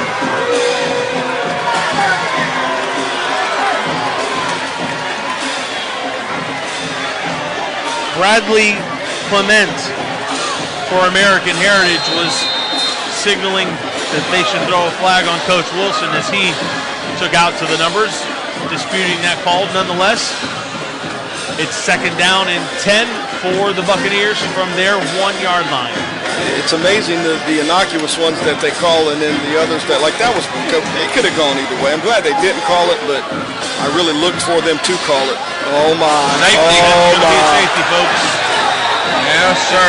Coach, there's your wide ISO. That's just a wide isolation play, and these guys, everybody's play spread. All of these corners are adept at getting that done, and that's just an excellent play out there. He fought through the block. That's a dangerous, dangerous call, and you know. Throw the ball 40 yards sideways, and just, I think that's a huge point, Coach. They were expecting him to throw from one hash mark to the outside of the furthest point, And they were attempting a double pass from their end zone? Well, I don't know if it would have been double pass. They do have a run off of that, and they hope to get you sucked up to play the run and then come back with the double pass. But when you're down there on the one, you better get it out of the end zone. This is where your defensive coordinator and your offensive coordinator, you run the risk of them fighting on the sideline. Because as a defensive coach right now, I'm not real happy with the play calling right there, because your defense is playing well. They've got a tall task ahead of them here, and you're not giving them a chance to succeed. You're better off running it 3 times and punting the football and making American Heritage earn it. They didn't earn those points. The Bucks just proved they can stop them on the goal Absolutely. line. So anyway, one of those plays that onward. You call it, you learn from it, hopefully. 14-9, now your score. Mainland leading American Heritage after the safety. What kind of kick will we see here? We're going to see Polite punt the football, it looks like. Which to me is kind of surprising, only from the standpoint that this is Jakai's first time punting. And typically you punt, you look for the height you look for coverage, but at this point, he may not get it any further than Baudette would have from the ground.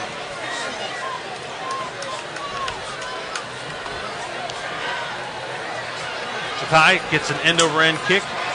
It bounces at the 34. It's finally fielded by McFadden. He's got a few blockers. He's going to come inside. There's plenty of flags on the field. McFadden, great run. Come on back, buddy. He finally steps out at the 30. There's a Mainland player shaken up on the play with multiple flags. Role reversal here. Yes, Buccaneers laying on the field on a special team thing. That this is generally the kind of thing that you see them do to other people. Face mask against the kicking team. Face mask called against the Bucks. So Mr. McFadden is not coming back. This thing is just taking a different turn, fellas. American Heritage will have 1st and 10 from the Mainland 30-yard line. Net of 10 on that play. Officials timeout as Mainland we can't see takes a look attending to there at the injured player. While they do that, we'll give everybody a chance to catch their breaths. We'll be right back.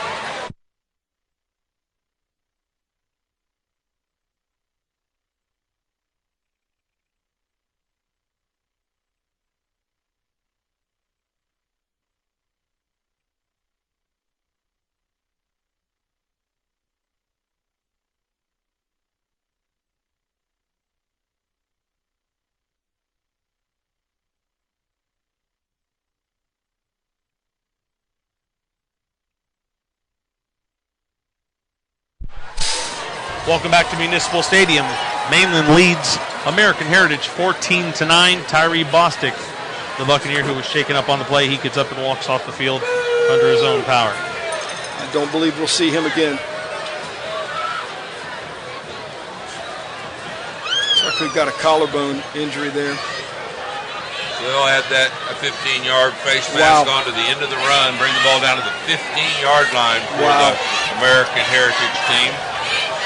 Just look at the turn of events here, field position-wise, score-wise, what Mainland's defense did, and then what the offense, that one play call is basically set all of this into motion here. Nobody on the number 2 receiver to the wide side of the field. Is this a good time to take a shot at the home run ball, guys? No, run number 1 off and run him on a 5-yard out and just flip it to him. Ball is on the ground. Gibson recovers the fumble as everybody's, let's see, there's a scrum. The officials say that it's second down. Second down. Yep. Second down and 20. Gibson did a nice job. Did a nice job of getting back to that. His helmet is off, so he'll be out of play.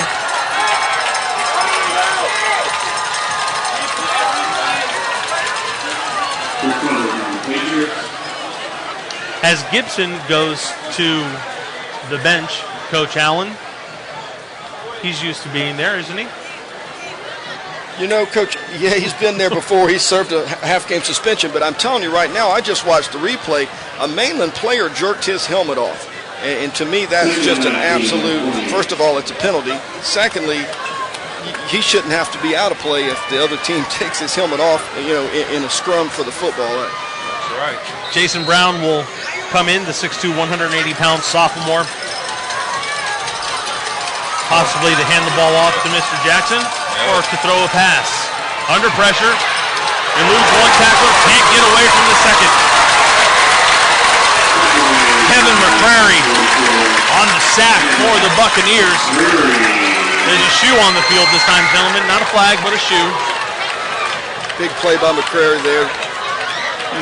You got to like the confidence the American Heritage coach is going to throw it up and kind of go against the grain a little bit there and try to catch him off guard, but you still got to protect. I was sure thinking with Coach Gahagan, he was going to hand the ball to number 25. Probably wish they'd have called that now. No doubt. It'll be 3rd down and 38.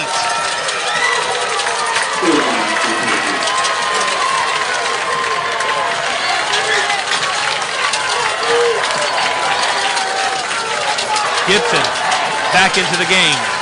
Looks to his right, has some pressure, stops, throws off his back foot to a receiver wide open. That's Mr. Eubanks, if I'm not mistaken. Yes, it is. 35 yards off his back foot, man.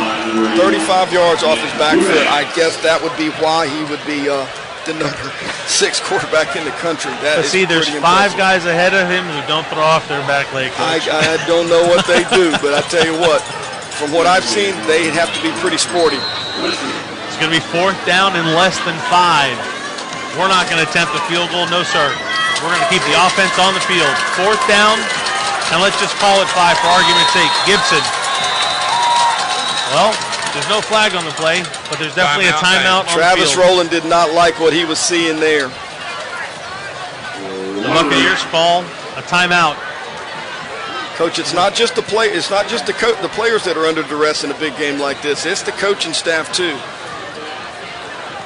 Only the head coach can call timeout these days. So you have to go to the official and say that. I know when I was an assistant at Atlantic, I tried to call timeout, and they said, Coach, only the head coach. And I said, well, I used to be a head coach. Does that count for anything? No, sir, it does not. Well, that situation came up in a college game this past weekend where a coach came running down and called it, and the referee said, well, I can't turn around and see who it was that called the timeout. And it was a scoring play. It was a scoring play, indeed.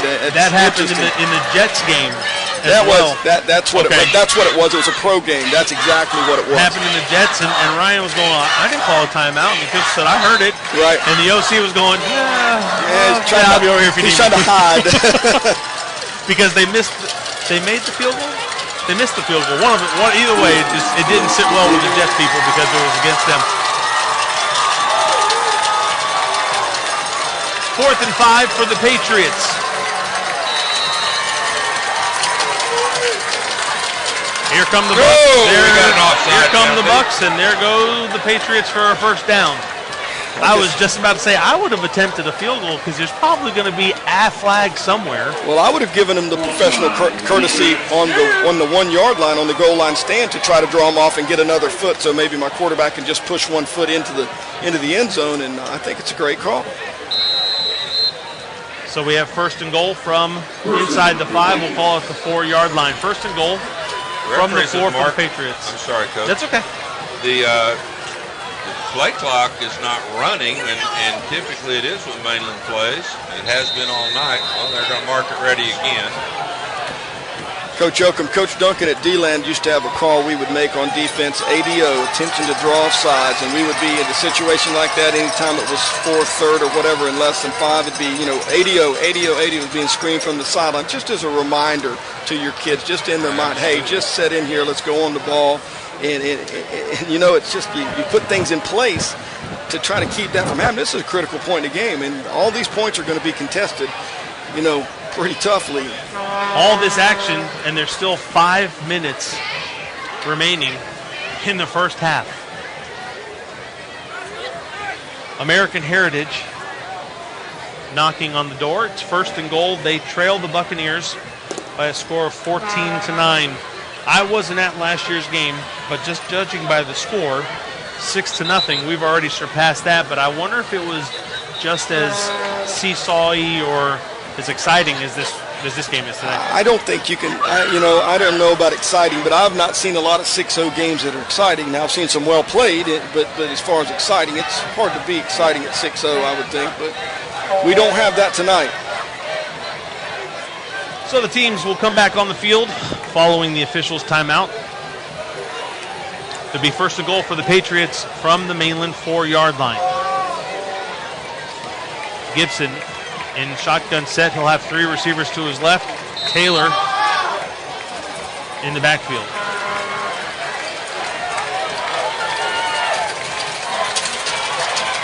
Under pressure. Wow. He's going to outrun everybody. Can he roll, Coach? And again, a shoe on the field. That is twice now that Avery Walker has lost his shoe on this drive. I would wager to say that happens very, very seldom to Mainland, where somebody is in place to kind of make the play and just gets outran by a bigger player. Was it just a bad angle by Fagan? Because he was the guy that got outrun to the defensive left. Well, he didn't just outrun Fagan. There were some other guys out there too, and nobody seemed to get there. And he's really got some jets. Milstein on to attempt the point after. Seems to get it going quick for a long guy too, Coach. He does. He's been running and looking. That time he was just running. Ran. And it was obvious. Kick is up and good. American Heritage gets the lead right back. 16-14 over the Buccaneers, and we're still in the first half. A lot better up here than down there, Coach. Yes, sir. Fagan at the time was just being manhandled by Mark Kasdan and gave Gibson enough time to find the end zone. Milstein ready to kick off from his 40-yard line. Killens back deep to receive for the Buccaneers, along with Wilfred Taylor.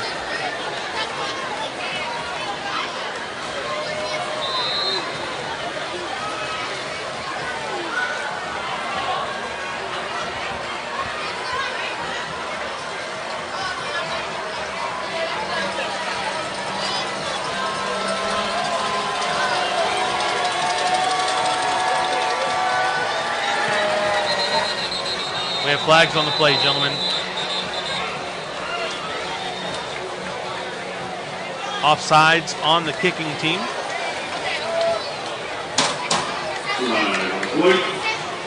How many is that, Coach? First half. I was going to save it for a halftime, but I'll give you an update. That is. How about, is it odd or even? It is 10 penalties against American Heritage and 13 penalties against Mainland High School for a total of 23 penalties in less than 24 minutes. Wow.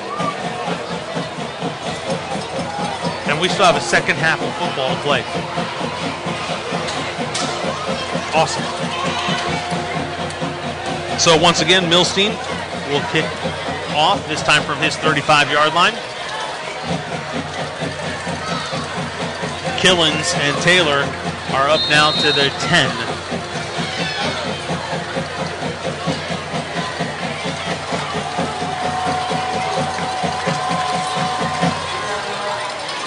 Pooch kick to the right, fielded at the 34-yard line. Oh, this could have been a real collision there. Well executed. Tyler Gordon was looking to deliver the knockout punch, Coach. Well executed kick. I tell you what, though, we got good field position here for Mainland. And I am not in a position to see the time remaining. Just about 4 minutes. 4 minutes and 49 seconds. We have time for 5 more penalties.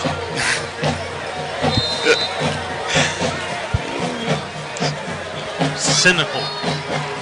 Houston. Realistic. One-word answers. So it'll be Houston standing by himself. Cover 0, full man-to-man coverage here unless somebody's going to bail at the end. Quarterback draw. Great call against that. Houston got green grass in front of him. He's down to the 30, the 25, and will step out of bounds. Flag. There's one. That'll come back on the holding. great call against zero coverage. Nobody for the quarterback in that coverage. If he breaks free, there's no, everybody's running with people. They can't see him. Oh, Houston steps out of bounds at the 24-yard line, but that's coming back. The penalty will be holding against the Buccaneers. That's right. I hear the fans yelling, "Keep your flag in the pocket." That'll fall on deaf ears.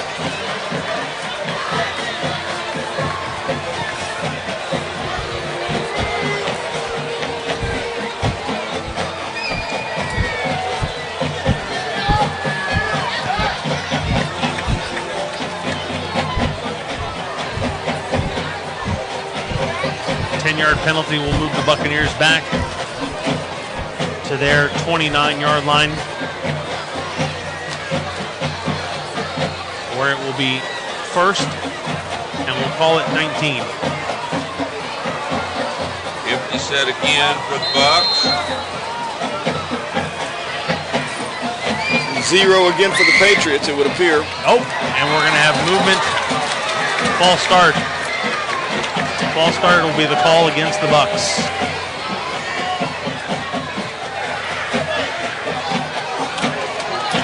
Wilfred Taylor got a little antsy. 5 more yards. Excuse me, Coach. That's right. 15 penalties against Mainland High School here in the first half. 10 against American Heritage. Hard to win big games with 15 penalties, guys. I mean, even if the other team's getting 10, it's hard to watch. Hard to watch, indeed, Coach. Go. Houston looks to his right, pumps to the right, getting a lot of pressure. Tries to spin out. Eludes a couple guys, picks up a big block, and he will step out of bounds. Wisely, at the 27-yard line. Wisely stepping out of bounds there. That had the look of a big blow. Got a helmet off way down here. We're going to send number 13 out for a play. They are. Ridiculous. How did his helmet come off? Number 6 pulled it off. Second one of those tonight. Coach, you're not going to win state championships with kids out there pulling people's helmets off. I'm sorry. That's just a lack of discipline. And that's no... it's not an indictment of anybody other than the kids that are pulling those helmets off, but that's going to hurt your football team. On that scramble, Houston got back to the line of scrimmage, so it'll be second down. And 19 with flags on the play. We're going to get a delay of game call. Is that possible? It's a delay of game call. But one official is saying that the Mainland Buccaneers call timeout first. So we have timeout called by the Buccaneers. We're going to take a timeout as well so we can sort through some things. We'll be right back.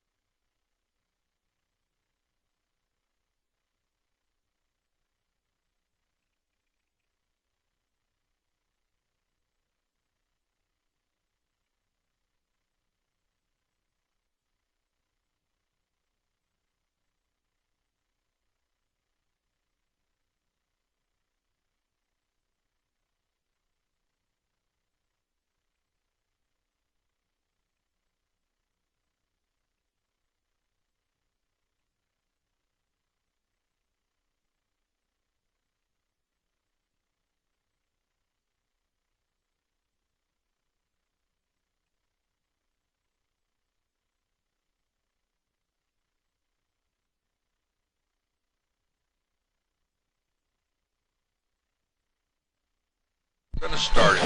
Welcome back to Municipal Stadium. Larry Kelly Field, Billy Gahagan, Steve Allen, and Rocky Yoakum. American Heritage leading Mainland by a score of 16-14. Second down for the Bucs. Houston's going to take it on the quarterback draw right up the gut. He'll be tackled at the 44-yard line. In on the stop is Bradley Clement.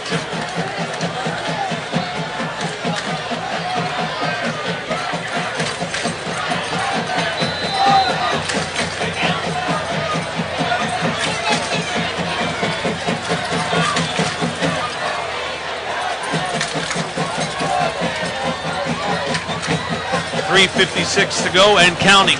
3rd down and 5 for the Buccaneers. The Bucs again in an empty backfield set. Houston looks across the middle, has a wide open receiver. It's going to be a foot race. Great movement by Kalo Hanna at the 30. He'll be brought down after a big gain at the 24-yard line. That'll be a good play to go on Kalo Hanna's highlight reel right there. He did a fine job of avoiding number 1 a couple of times there, that all-star cornerback. He's quite speedy. He is. Kalo Hanna just takes the pitch and catch at that big emblem and picks up another 20 yards. It'll be 1st down for Mainland from the American Heritage 24-yard line. Houston on a quarterback draw, comes near side, has no room, is going to reverse field. Has a couple blockers. And although Anthony Neslett gave chase, he gave up. Houston steps out of bounds at about the 15-yard line.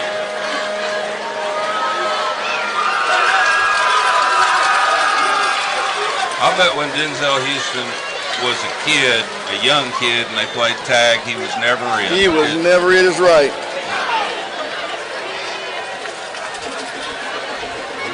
Has a sense. The officials are talking with a whole mess of people. I guess they're talking to the American Heritage cheerleaders or the chain crew. They might be asking for some ice for their arms. It's going to be 2nd down, and we're going to call it 4 for the Buccaneers. Nobody on number 6, Adrian Killens, for any length here. Mainland staying in the empty backfield set. The way they've decided to play this with a 4-1 defense, it's just been quarterback draw, quarterback draw. They brought an extra one. Patriots. Yep, they brought an extra one there. Plenty of time. Touchdown. He needed to keep coming. He stopped.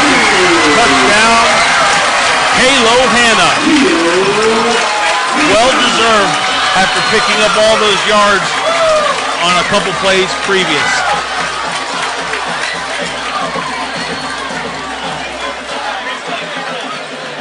They brought the extra man here and he stopped in the hole. Don't get halfway.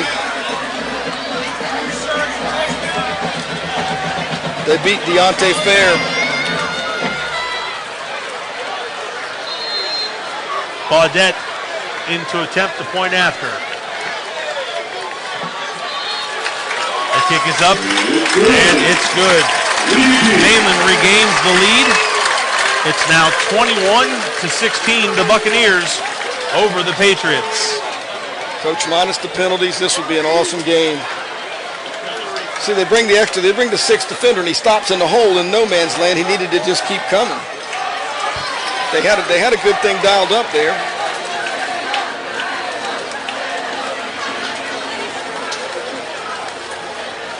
A little over 3 minutes to go in the first period. 21-16 your score. Mainland back on top, leading the American Heritage Patriots 21-16.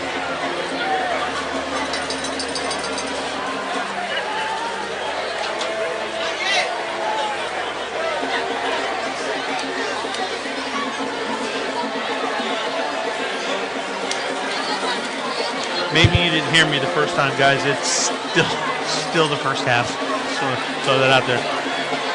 But that's what all of that does to you, I guess. I think you're absolutely correct. Oh, trickeration. Here it comes. I feel it. Trick play. They're all pointing to somebody. Goes as planned. They'll kick it over here to number 4.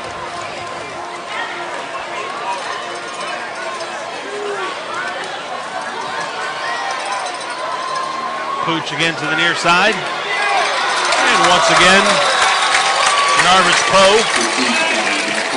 And a flag on the play, gentlemen, at the 20-yard line. Please tell me that just fell out of your pocket. Okay.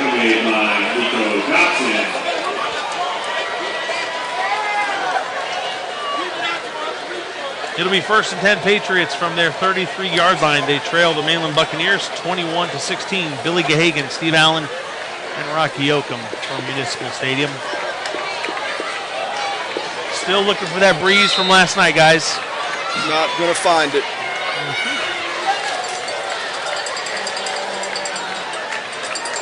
Taylor once again in the backfield with Gibson. Gibson gonna look, throw deep, has the receiver, Janarvis Poe. Wow. Just overthrown.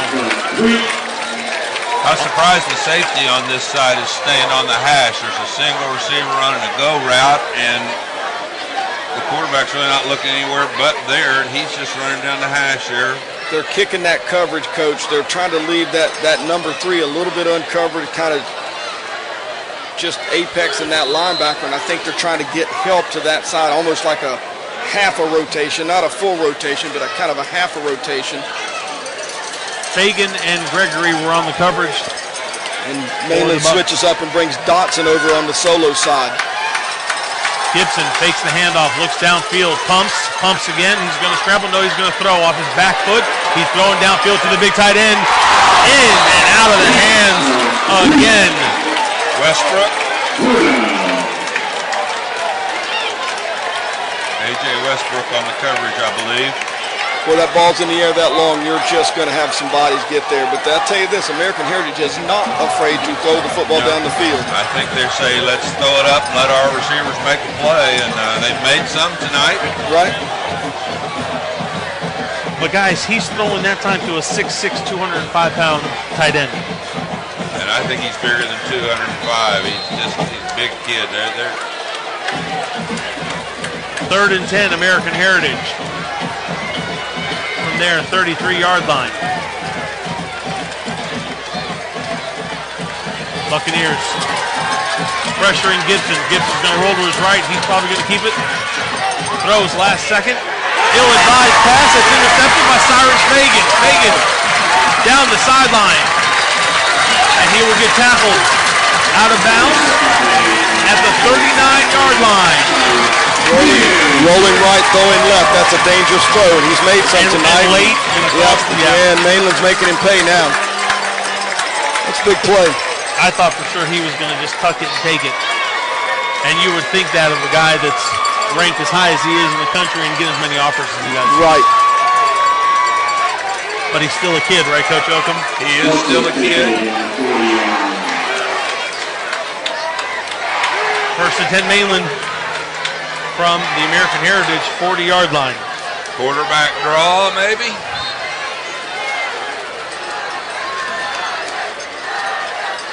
We have no middle linebacker now.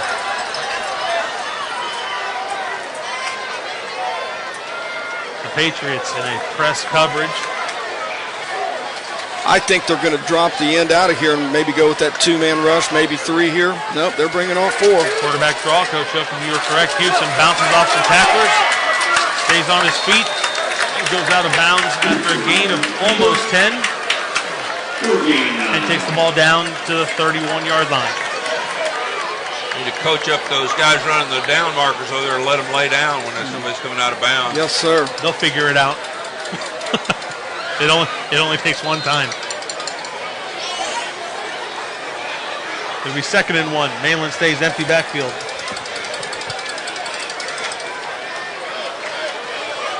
Five under man, 2 deep zone, 4 rushers, no linebacker. Houston looks to his left. He's going to throw Got deep. him running wide open. Wide open receiver behind the secondary. Touchdown. Halo Hanna, back-to-back reception. They found a matchup over there they like.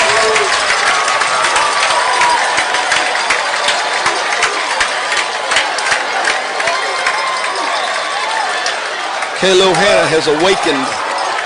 So has Denzel Houston. And playing with some confidence now. They found something they like in that empty backfield set, and I think what they found is some matchup stuff and running Denzel both in combination. It's working for him right now.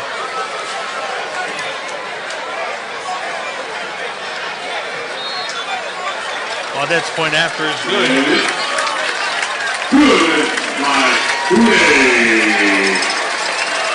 28-16, Mainland leads American Heritage. Just a double go.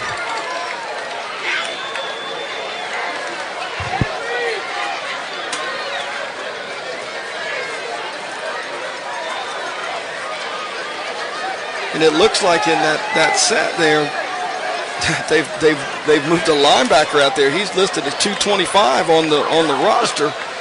I can just tell you right now, advantage Mainland. He is not going to run with that young man. 2:15 remaining in the first period. Excuse me, first half. Mainland with a 12-point lead over American Heritage, 28-16. I think it's interesting on these pooch kicks, Coach.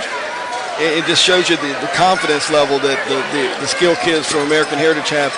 They're not fair catching it, and they know that they're going to catch it. He's trying to just, if he can make the one miss, the line is gone. There's nothing behind it. He's trying to return that thing for a touchdown, and it's not out of the realm of possibility. No, and it's not out of the realm of possibility. He gets his hat laid down, too. Correct. Again, that fine line between courage and stupidity, Coach.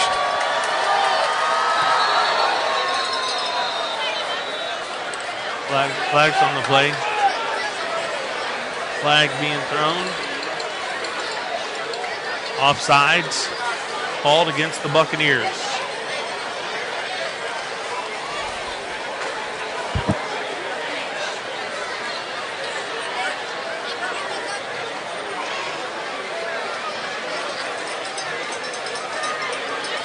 They just said it wasn't marked ready for play at this point.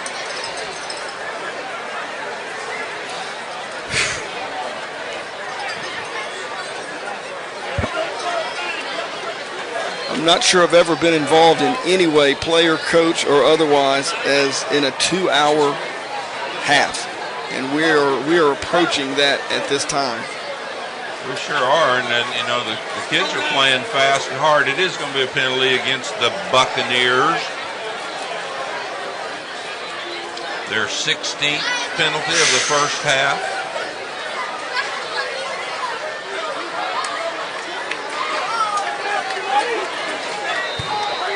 Well, after all that, there's still 2:15 remaining in the first half. Baudette will kick off now from his 35-yard line.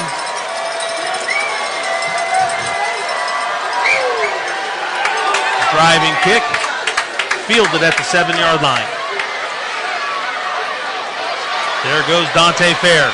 He's got a blocker. He's got a few blockers. He's going to come near side. That's a touchdown. He's going to the house. Oh, that's nice all right. Move. He'll still go to the house, jogging. Wow. And there's a flag on the play, but he just picked it up. I don't know if you saw that. The official threw his flag and picked it up. There's an injured Buccaneer on the field. Once again, that role reversal, Coach. This is generally good, how it goes on the other side. What a football game. It's a great one. Let the kids play. Mainland decided let's kick her deep, and I don't think they'll decide that anymore. That's probably done. Here we go. He takes it from the numbers on this side all the way to the other sideline. Great block by the other return man right there, all the way down the field.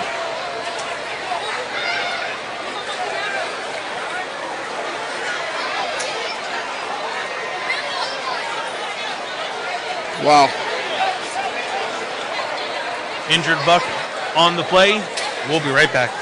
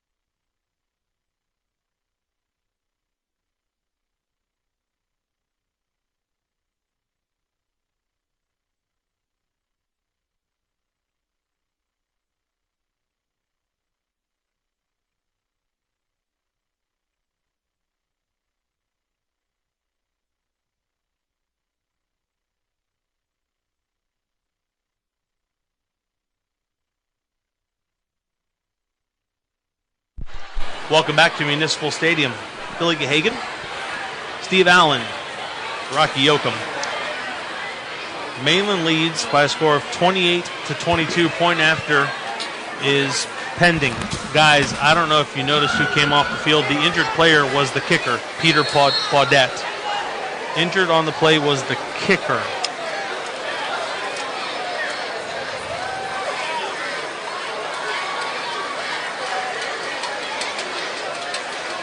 Milstein. His kick is up, and it's good. American Heritage is now only down by 5. Mainland leads by a score of 28-23. And all that momentum, all the momentum that was built up here now is swamped. Just under 2 minutes remaining. We're still in the first half of a very exciting game. For all intents and purposes, the only downfall, we will all agree, the guys who are supposed to be impartial are being very partial. Yeah, and you know, last year this game had 6 points in it in the whole football game. We have 51 in the first half tonight. That's pretty incredible.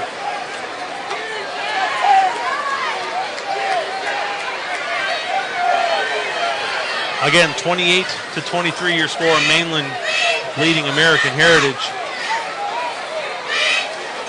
We've had just about everything, guys.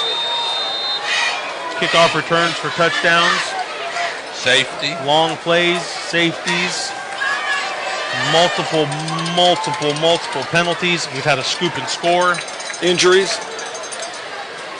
We've had it all. Milstein. That's gone. Nice kick. I don't think we can discard the injury to the kicker as we move toward the second half for Mainland. You know, you never like to lose anybody, but... Yeah, he's seated right here on the end of the bench right in front of us, and there's a couple assistant trainers. I don't see a doctor or anybody talking with him, but... Well, that could be a good thing, or at least an okay thing. Houston will come out again in an empty backfield.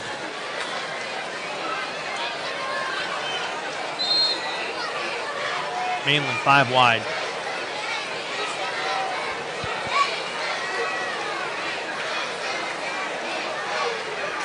Houston's going to keep the ball come near side. He's got his receivers blocking for him, but he'll just go out of bounds.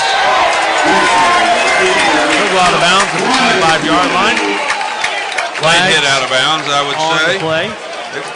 That time American Heritage brought a corner blitz from the top of the field over there on the far side, and Houston ran this way, away from the blitz. He was tackled out of bounds, late hit. Only the third penalty in the second quarter for American Heritage after 8 in the first quarter. Coach Allen, the two sides of the pro teams, it's Detroit and Pittsburgh. So, how could we use the Lions and the Steelers to break the code? We'll figure it out. I have a sarcastic one, but I'm going to keep it to myself. We got time. We have a whole second half of football still. We've got another 2 hours. First and 10 Mainland from their 40-yard line. Coach Yoakum, do we need to renegotiate our contract per word? I don't know. I know we need to order dinner. No doubt. Breakfast. Houston's going to pass near side. Tackle at the 50. As Randy Baker comes up. Limping. We're at the 50. Cramp.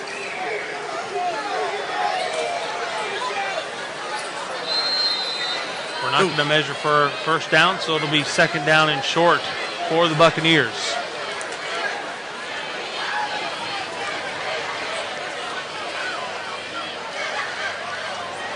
Taylor in motion is going to get the ball. What a play, Coach. Flag on the play. Flag is on the plate at the 45. Brian Burns has done nothing but impress, Coach. He is a specimen. Yes, he is.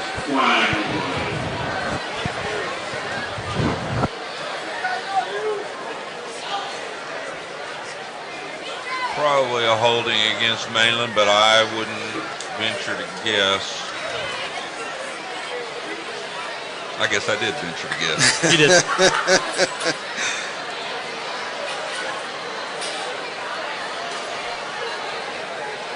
They're going to get together, they're going to talk about it, and there's going to be no flag on the play. Whatever it is, it's going against Mainland.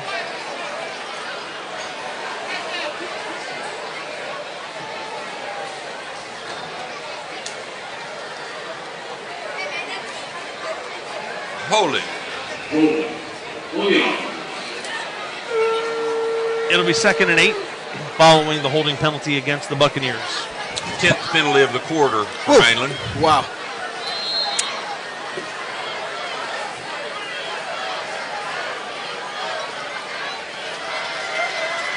Houston looking, getting pressure.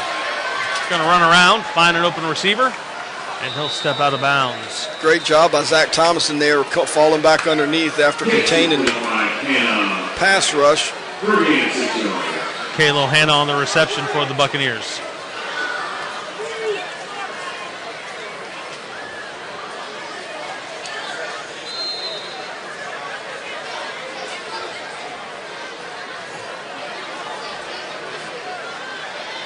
Still in the first half. Again, the score, Mainland 28, American Heritage 23.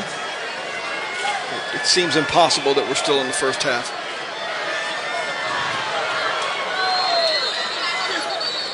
Taylor loses his footing. American Heritage is going to call timeout. 4th down for the Buccaneers. Mainland will be faced with a 4th down situation. Coach, it looked like they may have made a little change. Their nose guard was Neslett. He was a little undersized. In this set, it looks like they've moved big George Ellis in there. And George is 6'3", 300. He could be having a little impact on Mainland center here. He certainly could. 55 seconds remaining in the first half. 28-23 your score. Municipal Stadium, Larry Kelly Field. Billy Gahagan, Steve Allen, and Rocky Yoakum. It's now Sunday. I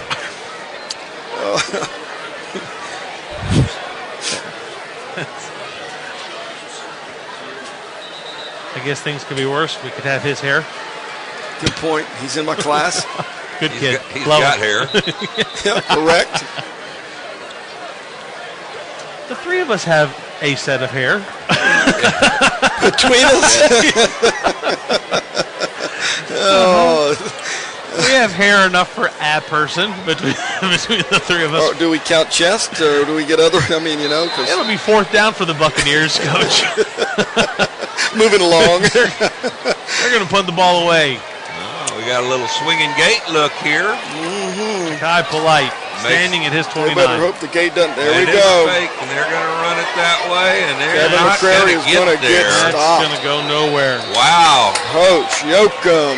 Wow. That is on line with the screen pass in the end zone where we throw it 40 yards. I got to tell you, hey, I might as well just say it. I'm going to question that. Especially only up 5. Yes, when they've just gotten the momentum, when you were looking at, basically a 2-score game and you let them return the kick, and now you're going to give them the ball on the downhill side. And you return first when we come back on Monday. I mean, there's a lot of things going on. Right. Meanwhile, I'm sweating like I just played 4 quarters. First, leave it alone. How much time's left, Coach? 1st and 10. We're going to be probably in the 50-second range. Gibson feels the pressure. He's going to roll to his left. He'll probably throw So he gets around this, He's trouble. Run. He's got a blocker in front of him. Great job of blocking by Brandon Johnson as Gibson steps out of bounds at the 31-yard line of Mainland High School. Elbows and knees and a lot of them, and I don't know. He's just picked up his game as the game has progressed. Agreed. I think both quarterbacks, you can say that about. Yes. Houston's impressed me considerably tonight with his poise. Got that sweat going. I think they're in the flow of the game. They've both found some things they could be successful with. They feel better about it. 1st and 10. Gibson by himself. Mainland's changed the coverage. Here come the Buccaneers. There goes Gibson rolling to his right. Still rolling. Has a receiver wide open. Oh, my goodness. The cornerback committed. Touchdown. To Gibson.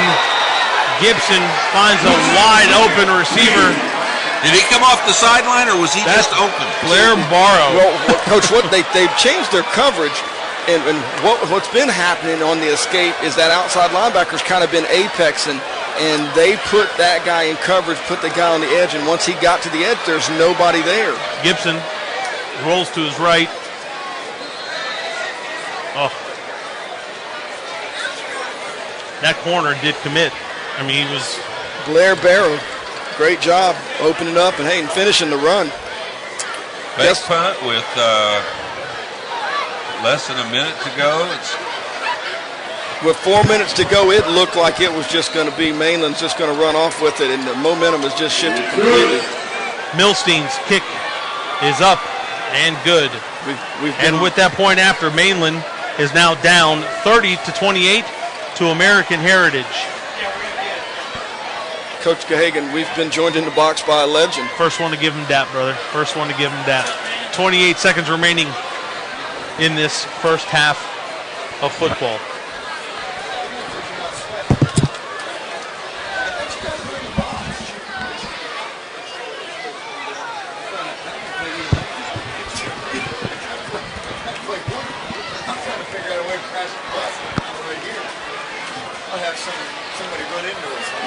Right.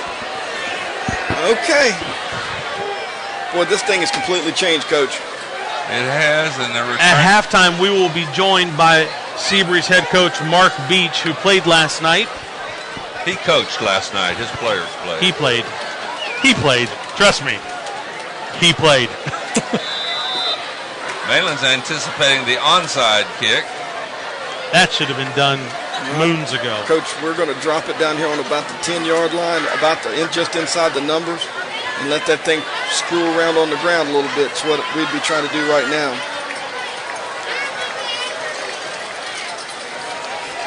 Yeah, I wouldn't want to kick this in the end zone either. I'd want to just kick it on down there, but he may boomer. Milstein. That ball is going to be fielded at the 1. Here come the Bucks. Tackle made at the 15-yard line. That's Miles Eddy on the stop. 5'10", 190 linebacker down there on the tackling these speedy return guys.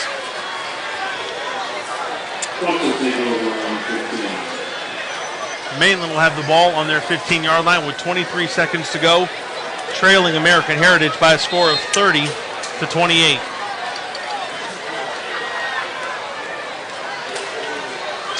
Mainland staying with their empty backfield, 5 receivers. American Heritage will rush 3. Houston under pressure. He's got green grass in front of him. He'll step out of bounds at about the 28-yard line. Baker got away with a potential block in the back. Yes. So Houston goes out of bounds at the 27-yard line. Do you think that fatigue's going to become a factor for the officials? Maybe for the officials.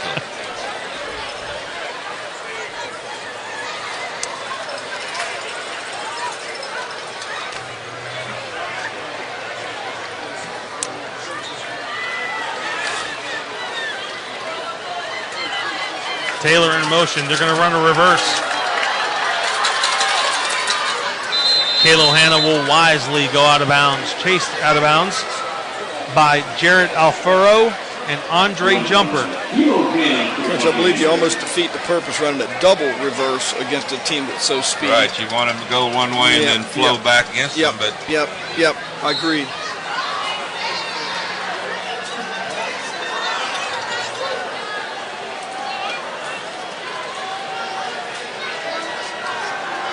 Coach, I'm telling you, George Ellis is dug in there at that nose guard, and I guarantee you that Rashad Tow Truck Harris is getting his money's worth right now. Rashad was 6 foot when the game started. He's going to finish at about 5'9". Right. All kinds of time. Has the receiver wide open in the middle. Oh, goodness. Will Excuse me, Collins. Bill. I'm sorry that I got a little excited. You could see that one coming from just a minute away. Will Collins. And look who's got the spring in their step now. Meet Nick Burt. So at the end of the first half, finally, American Heritage 30, Mainland 28. When we come back, we will talk to SEABREEZE head coach, Mark Beach.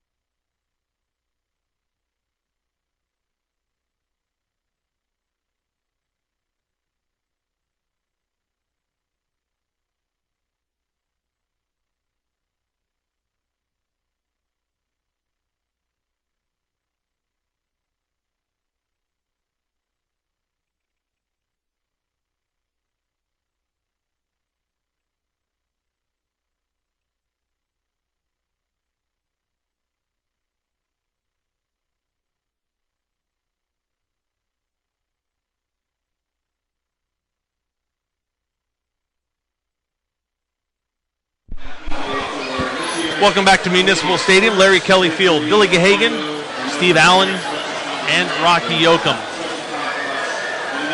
The first half has finally ended, and it's only October 3rd. Mainland finds themselves down 30-28, Coach Allen. First half thoughts?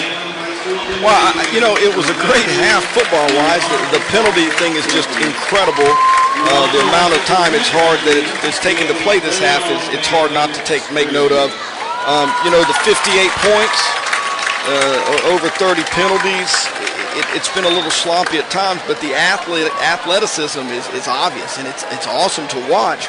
I just think that Mainland could have managed the game a little bit better and put themselves in some spots, with the screen pass in the end zone, and that gives them a safety, and then they kind of turn around and give up a kickoff return, and then after that, when momentum they still may have a little bit of momentum, they fake the punt, and I think they've kind of from a decision-making standpoint, put themselves in the spot that they're in, because they were up 28-16, is that correct? Yes.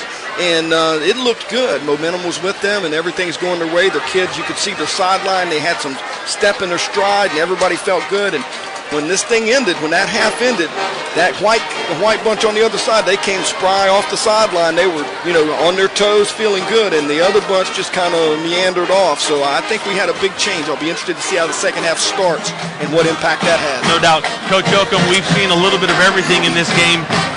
You've been keeping some tallies. What do you think is the biggest difference in this game and a game that of this magnitude that is, that the players are having an outcome in?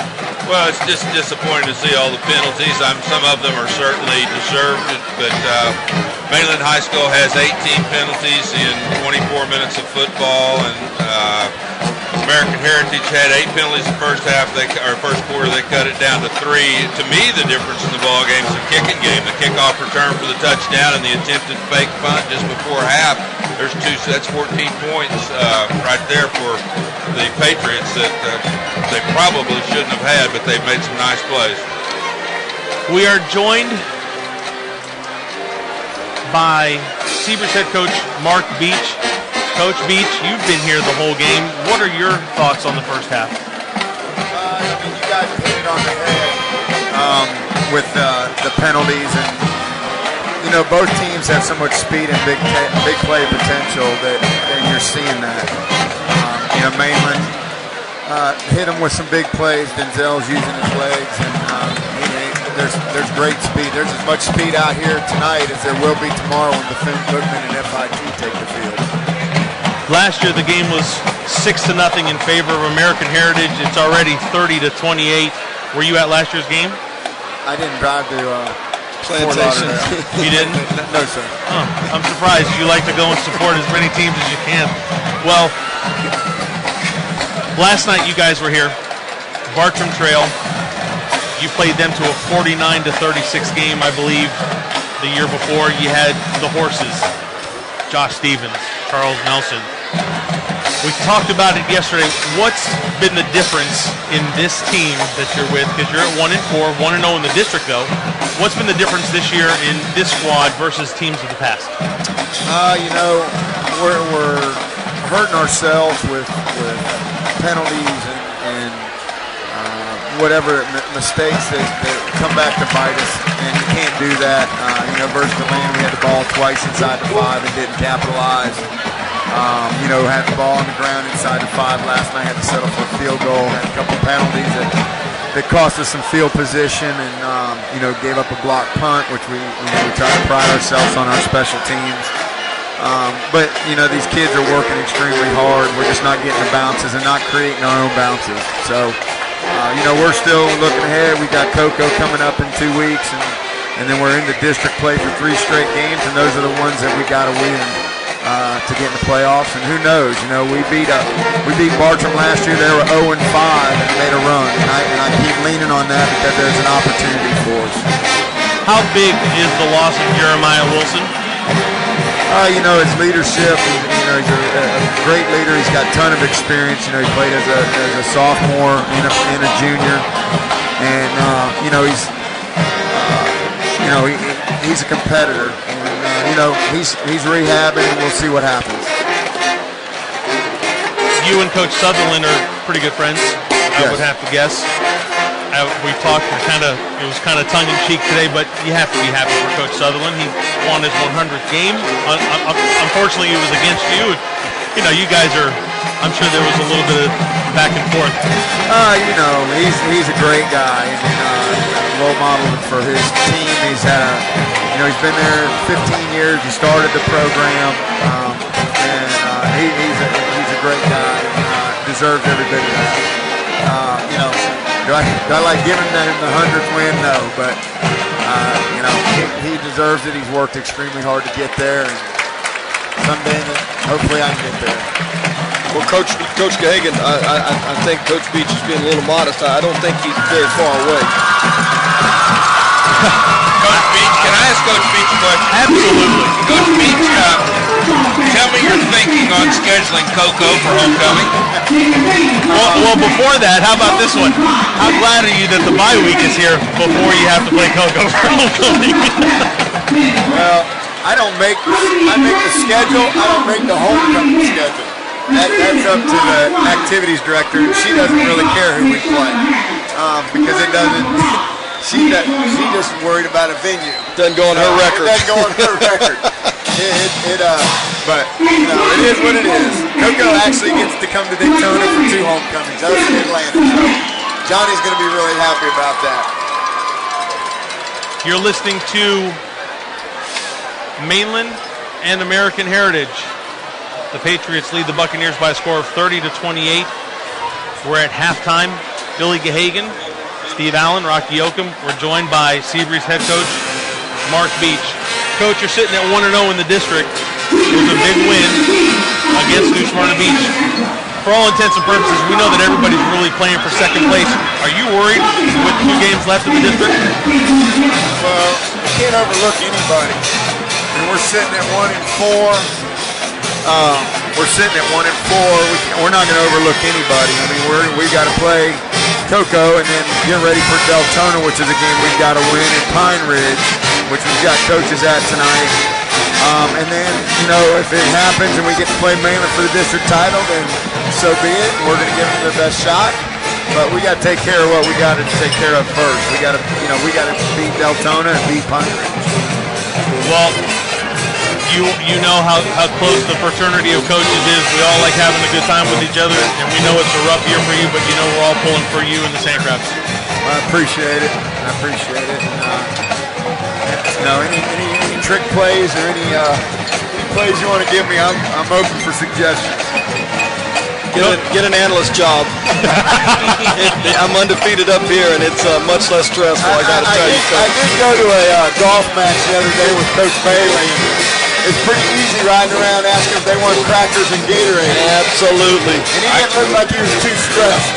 After having 2 or 3 stints as a golf coach, I can tell you that it's one of the best jobs out there, as you well know, and you can work on your game. And I remember the first golf match I took the kids to, that one of the kids poked me in the ribs and said, "Coach, what are you so serious about?" And I said, "Well, I just, want us to do well." And he said, "Coach, this is only golf."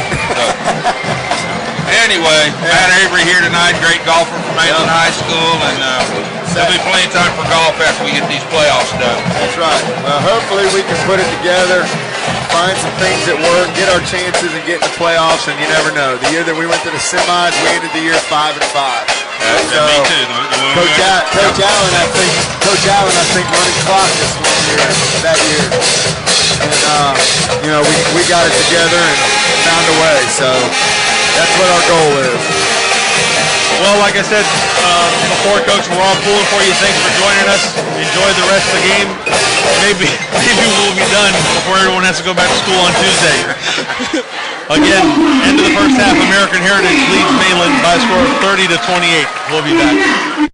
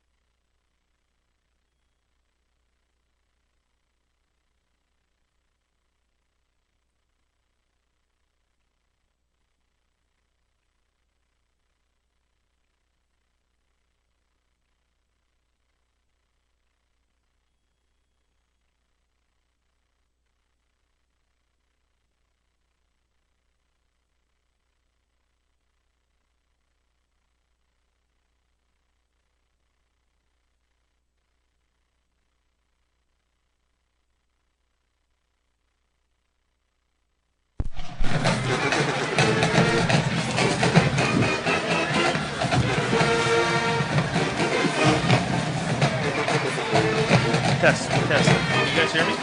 I have nothing. I have something now. That would be the difference in everything that we do. Nothing.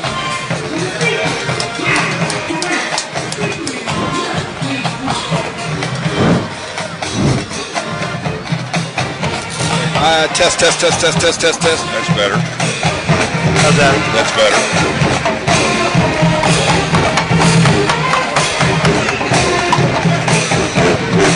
Well, it's Friday night, and that means high school football from Municipal Stadium and Larry Kelly Field in beautiful Daytona Beach. Tonight's game should be a good one. It's the American Heritage Patriots, ranked number 2 in Class 5A, taking on 6A's number 1 team, the Mainland Buccaneers. Hello, everyone. I'm Billy Hagan, along with Steve Allen and Rocky Yoakum. Coaches, I haven't been this excited about a game since 9-0 Spruce Creek traveled to play 8-0 New Smyrna Beach in 1999. That was a time when both schools were looking to become Volusia County's first undefeated regular season team, and unfortunately, the Barracudas defeated the Hawks in the game that people still talk about today, Coach Yoakum. Well, it was a great football game. We came out on the wrong end of it. Thanks for bringing it up. All right, well, let's talk about tonight's game. Coach Allen, American Heritage is not new to big games. They've already played on ESPN, and their schedule reads like a virtual who's who of Florida high school teams. I'm guessing the Patriots are going to bring all that they have tonight. Yeah, you can just already tell just the atmosphere and warm-ups. They got out early and they've warmed up, and they're not going to be intimidated. You know, Bill, they've got 6 teams on their schedule whose programs have won state championships in their history, and that's just incredible what they're going to have to face week in and week out. So this is no new territory for them. They're not going to be intimidated, and they are no stranger, as you said, to the big stage. And for them, this is probably actually seeming like a small stage, to be honest.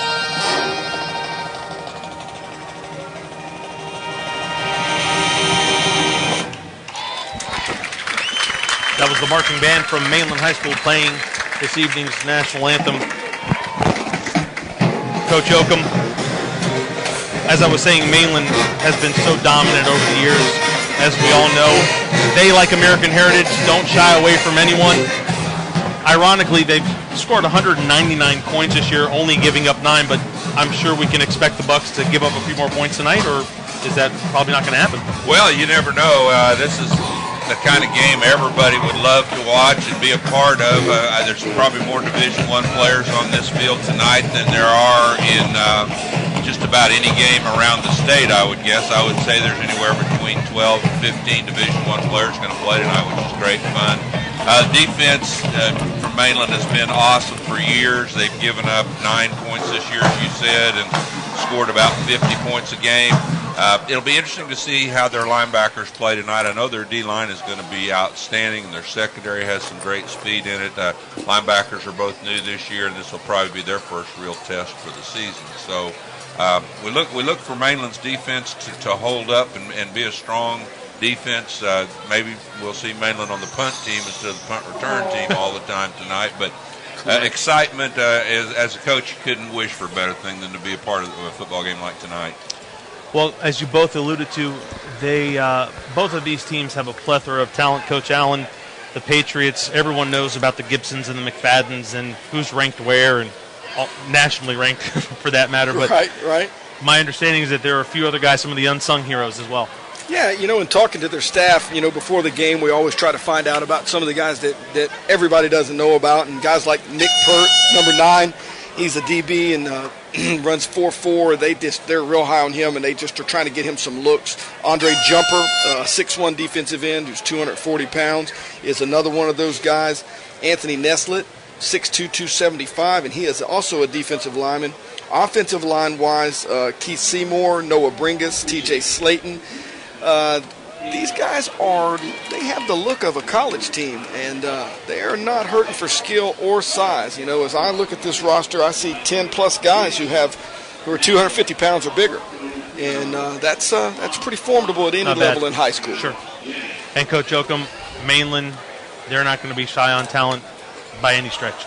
No, they're not going to be big on defense, but they're going to run very, very well, and I think they're very well coached to have been for many years here, and I think Mainland's defense has been there to hold up their team when maybe their offense has not fared as well as people might expect. The skill level, the skill players that it's a big benefit when you're coaching a team. You know, Coach Allen, these guys are pretty fortunate. Not only does their schedule read like a who's who, but you look at their coaching staff as well. There's former NFL players all over the place. Their head coach, Mike Rump, a former Miami Hurricane, was a first-round draft pick of the San Francisco 49ers in 2002, and it just goes on from there. Yeah, I've got a lot of memories, having been in South Florida, a lot of memories of these guys. Mike Rump, I remember a big game with Courtney Brown and LeVar Arrington when Penn State came to Miami, and he gave up actually a big touchdown pass that hurt UM in that game, and nobody liked Coach Rump, but 16-2 in the last 2 years, they like him at American Heritage. They love him at American Heritage. And Daryl Porter, I played at St. Thomas Aquinas. I actually coached against him in a regional championship game when I was at Deerfield Beach, so I've known Daryl since he was a young man. Rondé Gatson, are you kidding me? I mean, like you said, it's who's who. But unfortunately for American Heritage, they don't get to play. They only get to coach tonight. So the players that are going to have to get it done are the McFaddens and the Snelsons and the Pughs and the Gibsons, and those are the guys that they're going to rely on tonight, and they got plenty of those guys too. No doubt. Coach Oakham, Mainland High School has been dominant over the years, as we all know. We'll get to them in a minute. Let's pause now for the playing of the national anthem.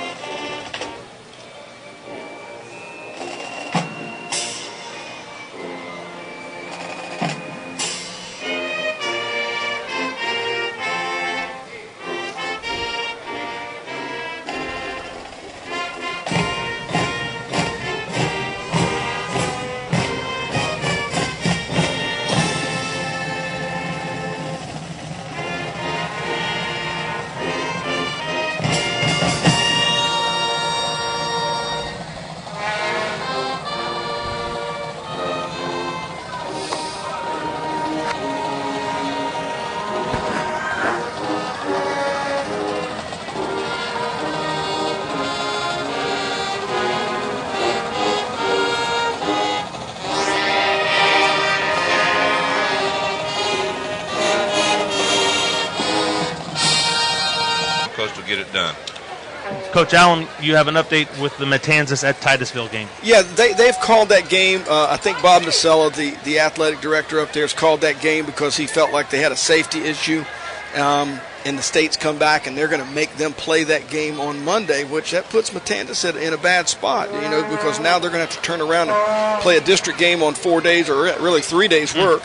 And, sometimes when those decisions are made, they're made with the interest of the kids, and that is the right thing to do, but it's not always in the best interest of the team and their prospects down the road. Coach Oakham? No doubt. Coach Oakham, Harvest Community, Taylor? Harvest Community, Taylor, don't know anything about Harvest Community. Taylor's been down over the past few years, and hopefully they'll have a good football game and win here in Volusia County. That leaves one game to discuss this evening. That'll be Lake Highland Prep at 0-3, playing the 2-1 Warner Christian Academy. Yeah, Lake Highland Prep has fallen on hard times. They're not nearly, I know when we went over there last year at Warner, they weren't nearly what they were at one point under Coach Borky. Don't seem to be getting some of those kids in. I look for Warner to win this football game going away. They seem like they got themselves kind of righted after the first loss to Father Lopez since 2003, the week before. So it looks like Coach Mayo may have them going in the right direction, and I look for them to win big over Lake Highland. Last night, SEABREEZE lost to Bartram Trail 15-10. We brought you that game here. It was a very exciting game. Congratulations to Coach Sutherland from Bartram Trail, earning his 100th win. University stays hot. They defeated Haggerty 23-21. freshman sensation Lorenzo Lingard scored 2 touchdowns, 1 rushing, 1 receiving before leaving the game with a shoulder injury. He has at least 1 touchdown in all 5 games this season. They play over in Orange City, guys, but this kid's pretty special. Sounds like he's one fine football player, and as I read today's paper, they think he could be back next week. So hopefully he will return and continue on. I hope that we have an opportunity to see this team play at some point, even in the playoffs at the end of the year. Halifax Academy lost to St. Joseph Academy 27-0. And I was spot on that call, picking Halifax Academy to win. Look at you. There he is, folks. Ladies and gentlemen, joining us in the booth tonight is Chris Berman. Mainland won the toss. They chose to defer. American Heritage will receive. They will defend the west side of the field. When we come back, it'll be the kickoff between the Patriots and the Buccaneers.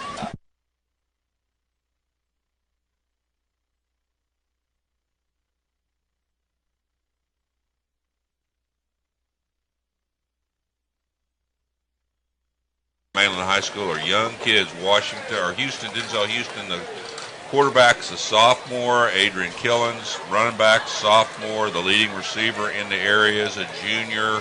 And then they list 2 defensive linemen as Division I offers and 2 defensive backs as Division I offers. So got a lot of young and senior talent on the Mainland team on both sides of the ball.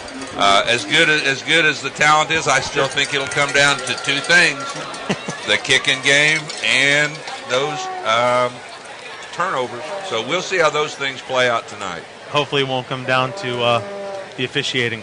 One thing's for sure, we can expect to see some of the best football the state has to offer tonight. As the captains get ready to meet, there are some other games going on in the area. Coach Allen, 0-4. Atlantic travels to 1-2 Pine Ridge. Well, Atlantic has faced a tough coaching situation, and they are 0-4. They've been in every one of those ball games, and just from an outsider looking in, it would seem that their kids are battling and they're fighting, and they're trying to respond. And maybe tonight they've drawn a matchup in which that they can come out victorious. But that should be a good matchup. Coach Oakham, Spruce Creek 2-1 travels to DeLand. It's a District 2 8A game. Spruce Creek is coming off its bye week. 2 weeks ago they went to Texas to play in DeLand. Lost last week to the district opponent Lake Mary. Their only win coming against SEABREEZE. Well, I think Spruce Creek can feel really good about themselves if they can win this ball game tonight. People have been talking about the turnaround that Coach Price has accomplished down there and how things are going well. And I think if they can step up and play well against DeLand tonight, they'll have something realistic to hang that hat on. Coach Allen, Melbourne Central Catholic travels north on 95 at 2-1 to take on your favorite Father Lopez Fighting Green Wave. Yeah, the Green Wave come a long way, and Coach Dunlap's done a good job, but they got their work cut out for them. You know, Melbourne Central Catholic, between those guys and Clearwater Central Catholic and Trinity Catholic and Jacksonville Trinity, those were the 4 best teams in 3A last year, and we happened to have the fate to end up against one of those, and I saw the other against one of our opponents in a live scout, and all quite sporty. So Father Lopez will absolutely have their hands full tonight. Coach Oakham, Flagler Palm Coast, they go to New Smyrna Beach. Flagler 3-1, New Smyrna Beach 0-4. That's just not like New Smyrna Beach as of late. Well, it's kind of a surprise that New Smyrna Beach hasn't gotten a win column this year. I know they've got, again, some talented Division I players down there, and when you have those kind of kids, you need to be careful about talking about how good they are because people expect you to win when you have them. No doubt. So, I'm going to pick Palm Coast here tonight. It is at New Smyrna Beach, but I think Palm